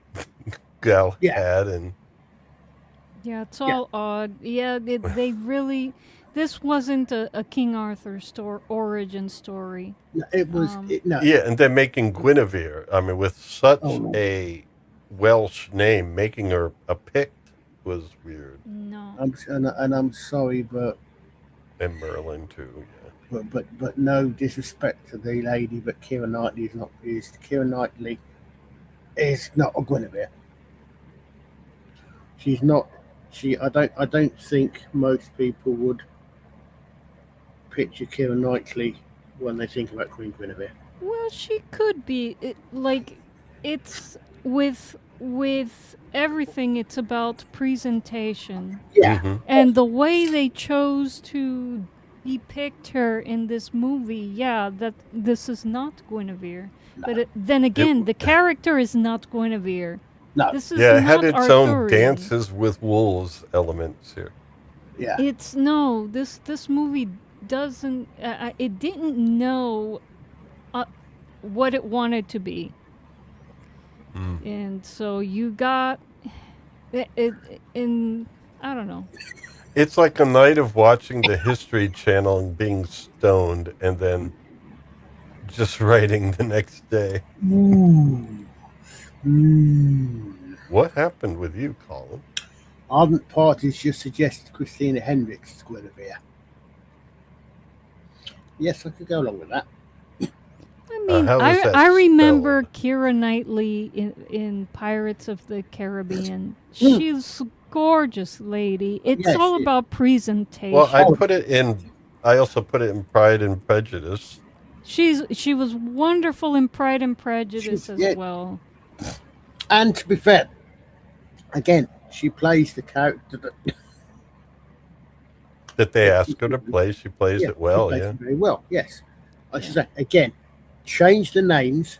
Yeah, they needed to do that. 50% of that. 50%. I emailed Lawrence back earlier on today when I first sat down and watched it. I believe my comment was something along as "Oh God," and I thought Braveheart was bad. Yeah, I think you said that on screen at the beginning. Yeah, I did. But I said, but Liza didn't hear me say that. Sort of, yeah. Yeah. But yeah. But That's- you said it I got think- better as it went on. It's just at first Yeah, you were like, in as much as I learned to actually just sort of switch back and say, okay, yes, the basic is a lot of the history setup is not that good, but okay, to sit back and take it as a historical action movie. yeah, I think Christina Hendricks does look Guineverean here. What? Uh-huh. Oh, Ooh, the Garden neon Party, dragon. she can No, look demon. regal. We just have to make her regal. That's what costumers and makeup artists do. Did she say something publicly that has people upset with her or something? Who? Keira Knightley.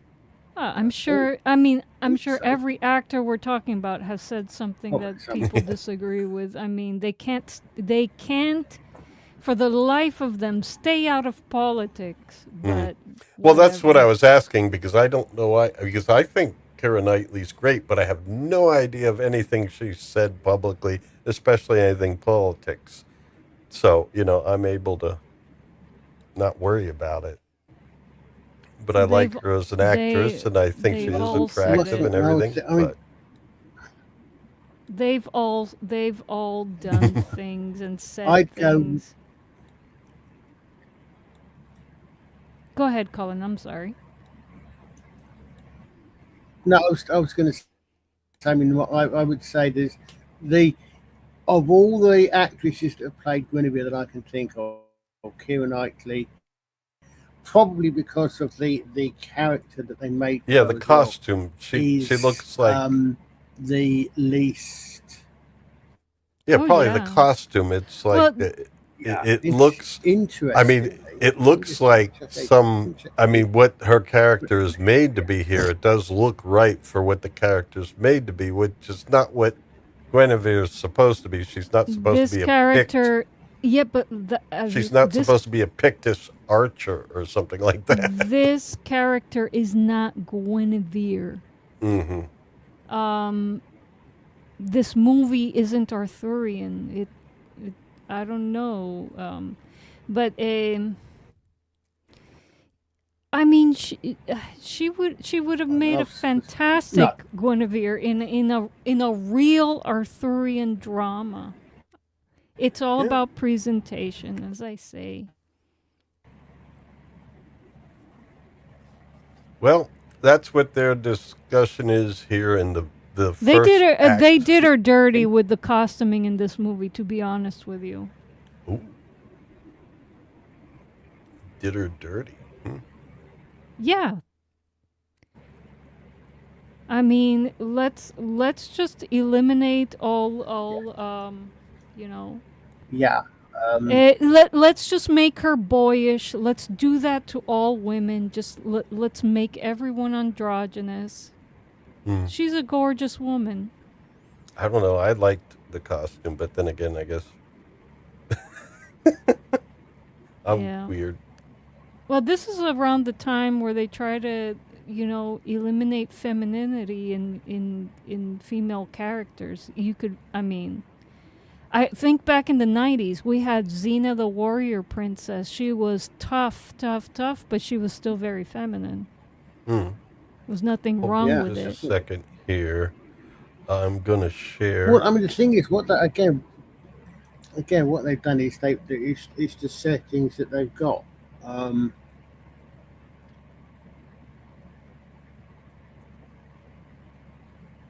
As you said, they've set her up as a Pictish. There we go. As a Pictish. Presumably, when we come across her starved and I mean, we don't know how long she's been where she is when we find her. As opposed to a Jane Austen heroine, who is a very different character, but which she's got. She's got the look about her. She's got the voice and the mannerisms to play that sort of a modern-ish, a post, a sort of post-medieval modern-ish era aristocrat posh-cut woman. Like she said, as you said, Elizabeth Swann in Pirates. Parts of the Caribbean. She's definitely a Jane Austen type character. She's good for that. She's got the looks for that. The way they did her in this, she does the role. She does the role they set up for her here, but yeah, I like the idea that the film that of what the film's trying to do. It's trying to say, okay, well, look, this is probably where the figure that eventually became the mythological King Arthur came from. But the problem that they have is that, as I said, most of the other characters that people know, and obviously the audience is going to associate with King Arthur, don't come from Roman Britain or post-Roman Britain. So were they added later, basically? Yes, a lot of them. I mean, a lot of, as I said, Lancelot is from French tradition. I think Tristan is, possibly from Germanic tradition. Guinevere, Merlin are Welsh names. So you really couldn't do even. You can't bridge the two. You can't do a historically driven King Arthur and one that stays true to what we know of the Arthurian stories with the other characters at the same time. No. So this movie neither satisfies the historical drama buff, and it certainly pisses off people wanting to go and see an Arthurian movie. So I think it probably is a pretty good attempt at doing what it wanted to do. But the problem is what it wanted to do is not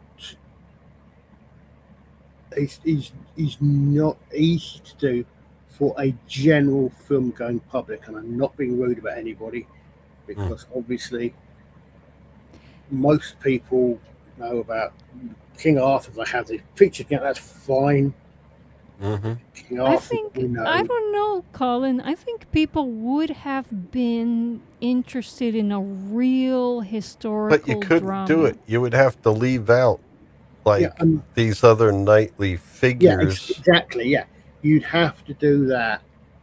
You could have a band of men, and you could even call them the Round Table, but they would have to be other Romano-Brits, or if they were conscripted, well, that would be different. Gavin, I mean, that yes. doesn't even, that's the thing. If they're conscripted soldiers, and even in this case, they seem to be an elite band of conscripts that are specialized in horseback and everything. So it's like, okay, that's cool, but it's not the knightly thing. Even our version of knights are romanticized. Yes. It's still different than what I guess the Romans had. Well, I said, I mean, the thing is, as I said earlier on, the Romans did have a knightly class. I think it was comites was the word. But they did have a class of higher level Roman citizens, and the important bit there is Roman citizens, who fulfilled a similar role in Roman society to what the knight did. And they are quite often referred to as knights. Okay. Which is fine. Obviously slightly confusing if the two run over. But Arthur in this setting could quite easily have been a quote knight of that class, of that level of society. Probably wouldn't be stuck in Britain. Yeah. But And it wouldn't be conscripts that are basically serving out a 15-year forced service. Although, as I said, by the time we're talking here, we're talking the Roman Empire or the Western Roman Empire, is definitely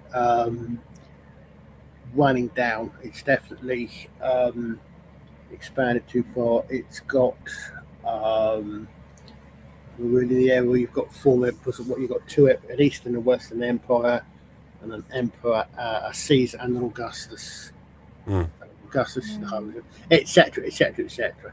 So standards were certainly getting a lot laxer when it came to allowing barbarians, i.e., anybody not a Roman citizen, into Rome and into places of power and this sort of thing. So obviously, just we might put them on the standards were dropping. Yeah, I mean, I guess it could have worked. Just don't make it King Arthur and Yes, the Round absolutely, Table. Yeah, So- make it a run of the mill semi-historical drama like Gladiator. Or make Yeah. them superheroes. But just, giving this selling this as it was sold as, oh, this is a King Arthur origin story. It's a historical, and you watch this, it's like, I don't think I'm learning anything here, and I'm not a history buff, and I knew better. And it's like, come on, people, come on. I mean, I might as well be watching Jakar battle people on Babylon 5 with King Arthur and... for crying out loud, Lord, give in. That Let us do enjoyed, late yes. delivery from Babylon, and maybe we should leave it alone. This has Maybe to that was press happen. release. I mean, how can we talk about Arthurian legends? We're talking about this movie, Well, that I have this to flop of a movie, and we're not talking about Jakar and his battle. Oh, I have come on. to keep her in some sort of anticipation. If we do it, then she'd have nothing else to be here for. Look, Gavin says it does not mean a thing. Okay? I guess that's what we could say about this. It No, does I mean, not mean a there's thing. so much I like about it. I just, Yeah, I guess it just doesn't kind of work for the No, premise it's trying to do. not at As I all. said, I was thinking Liza's point was great. If they just made it a movie set at the time when Rome is falling out, you could have, great, you could have that. You could have a It's like a this could unit. have happened somewhere. I mean, what's Yeah. the point? You actually follow it through a little bit closer to what the Roman Empire did, certainly the period I'm more familiar with. So Yeah, you've so got that's what. you've got a unit of Roman auxiliaries who are going to be discharged. They're going to be discharged in Britain, where they're going to be expected to settle. And they give them one last mission, and that's only fine. Hold on a second. But what do you mean you're leaving? What are we supposed to do? It would be a good setting, really good setting with some drama there. Yeah, I swear to you, it does not mean a thing. that Had in to do. itself would have been a great premise for the Yeah. story. It would have been a compelling story without all of this baggage of King Arthur attached to it, because then the expectations are different. Well, they opened it with this whole print there that made it seem like, there's been archaeological evidence that points. Well, I mean, No. I don't know about that. Archaeology, when you say archaeology, evidence of this whole story, probably not, but I'm going to have go ahead. Oh, Colin will join us in a moment. Right now, he is. when he's finished coughing up his lungs. Oh. I'm going to have to go back and listen to the particular one of Dorsey Armstrong's lectures where she talks about the King Arthur movie. Oh, she did in one of her lectures. Yeah, well, I remember she says something along the lines of, when the King Arthur movie was coming out, Arthur and historians were excited because all setting it in the right period, the post-Roman period. What are they going to do with it? And then the film came out. Mm, Oh, how disappointing. yeah. Yeah. Anybody know when Jacob Ironside's popcorn? Oh, they're live right now. We could raid them since we're winding down. Raid. Yeah, we could raid Jacob Ironside. Cool beans. What are they talking tonight? Let me see here. Babylon 5, What? Ooh, Oh, which what? one? season 1, episode 3 and 4. Oh, well, Remind blimey, me already. what they Yeah. are. Wait. Well, 3, is that the one with the soldier guy? No, that was 2, I think. No, was it? Oh Lord. Oh, I gotta look it up. But yeah, 3 and 4. So we're gonna go here to public. I'm sorry, I'm reading off. I'm browsing for it. Shared videos, TV. Yes, folks. Thank you all for joining us. If you haven't hit the like button, please do so. Also, after the stream, even though we're going to redirect, if you can at some point, maybe even tomorrow, just please leave a comment. That helps our streams get seen a little bit more. Gavin has been wonderful with us in doing that. So speak to Gavin. Reply And if to you Gavin. don't know what to write, you can tell Lawrence you can take your leeches elsewhere. Yes. Hunter is the second one. The Soul Hunter? Really? Already? Soul Hunter is the second one. Yes. Yeah, they did that one And- last week. Born to the season. Oh God, Born Season to the 1, Purple. That's episode the 3 Adira is episode. Born to the Purple. Born to the Purple. Ah, That's that's not the one with the the purple deer. and green Drazi. No, that's too early for that. That's no, too that's the one early. with the Adira. That's the one with his Oh, it's the girlfriend. Oh, one with Adira. Adira. Oh, we Yeah. have to So they're drop doing in on that. Adira and they're doing Infection, Okay. which is And the one with the Infection is soldier. The one with Right. It's the one with Ilya Kuryakin, and The DNA monster, right? yeah, it's Ilya Yeah, Kuryakin, the soldier, that's what and I the was trying to human talk version. about. Yeah, Yeah. and the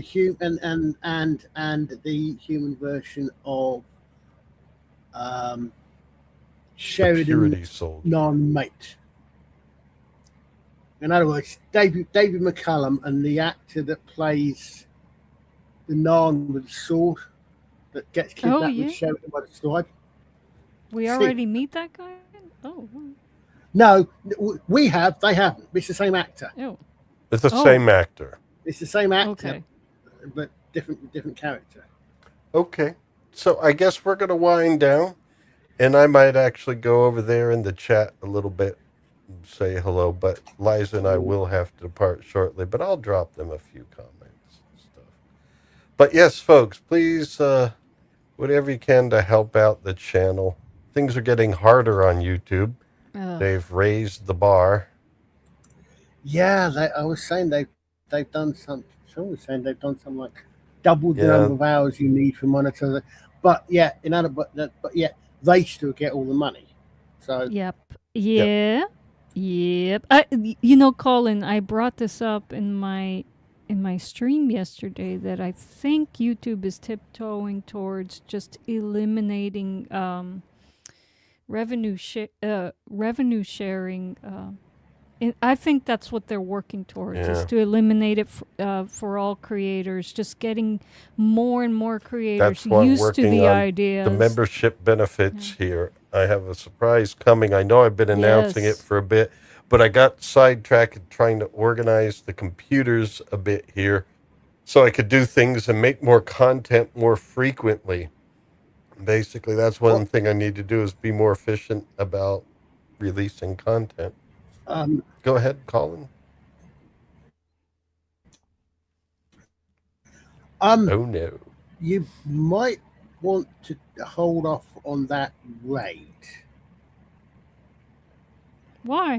According to this, because according to this, it's in 5 days' time. It said live. I've got it up, and it's saying 1 a.m., 19th of August. Ooh. Now, if Jacob might be live doing something else, but I've literally just pulled it up, and it is 1 a.m. my time, 19th of August. Well, if on. anything, So 18th of August. isn't Which is King weird. Dolphin TV still on? I looked at my options there. I saw Jacob. Oh, crap. Here, let me look. Jacob Ironside. And I'll double check it. He's live right now. No, so And yeah, when I said right, I presume he's doing something other than that. 'Cause I literally just put it in. well, what is he doing? He's doing live popcorn talk 175, Babylon 5. I'm looking at his channel now. It says live with an exclamation point and a red thing, unless he put that in the title. Oh, Yeah, he I does. think yeah. Oh, he puts that in the titles of his stuff. Yeah, it's a live I show thought that was recording, a symbol from YouTube that he's live right now. It's in every freaking title. Jacob, what are you doing? And he has a red ring around his avatar that makes it look like he's live I know right now. that's Awesome. confusing, isn't it? You bastard.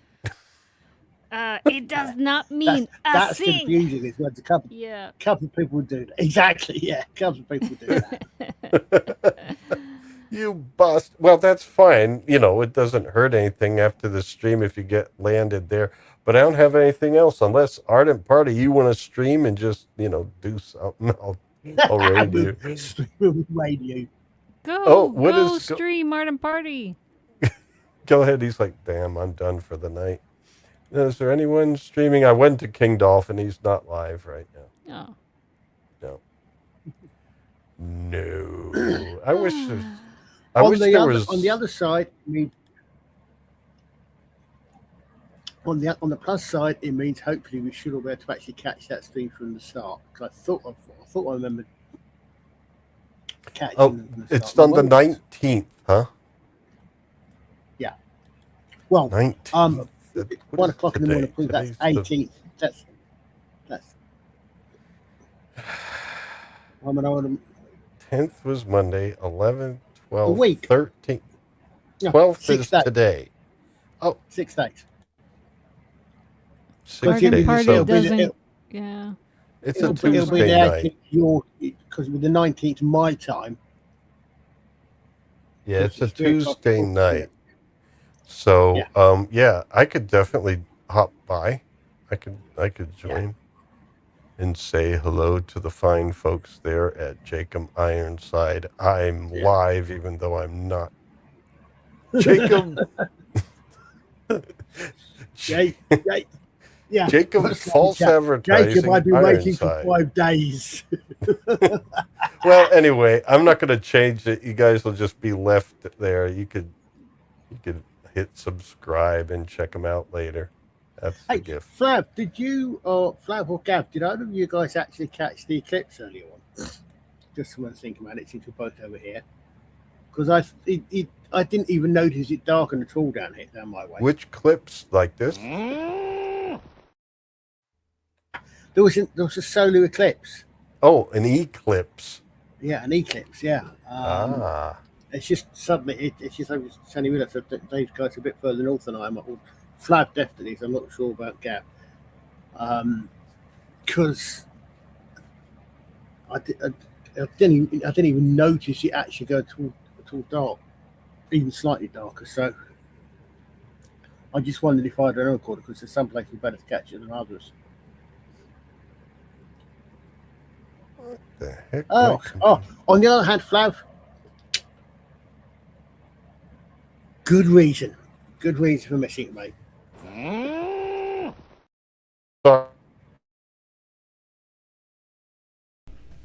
This is William Shatner, and I would like to invite you to take a journey with me into the 21st century. So take... Sorry about that. Sorry. Takes I the clicked that rabbit. by accident. No, I was trying to move a video in the location here, and it plays it because, dragging and dropping is like almost clicking. You know, you could use the rabbit clip as our closer. As Very our closer. Yeah. It's Oh, very well, we'll just appropriate. play it, and then we'll go into the closers. But, yeah, we're calling it a night, folks. Thanks for joining us. Arden and Flav and Gavin, you guys are what makes the world go around here. Remember, folks, once a king, always a king, but twice a night is enough. Go on, boys, chop his head off. Right, silly little bleeder. One rabbit stew coming right up. Look! Jesus Christ! I warned you. Mm-hmm. I warned you about King Arthur 2004, but you didn't listen. And finally, here are some completely gratuitous pictures of penises to annoy the censors and to hopefully spark some sort of controversy, which it seems the only way these days to get the jaded, video-sated public off their fucking asses and back in the sodding cinema.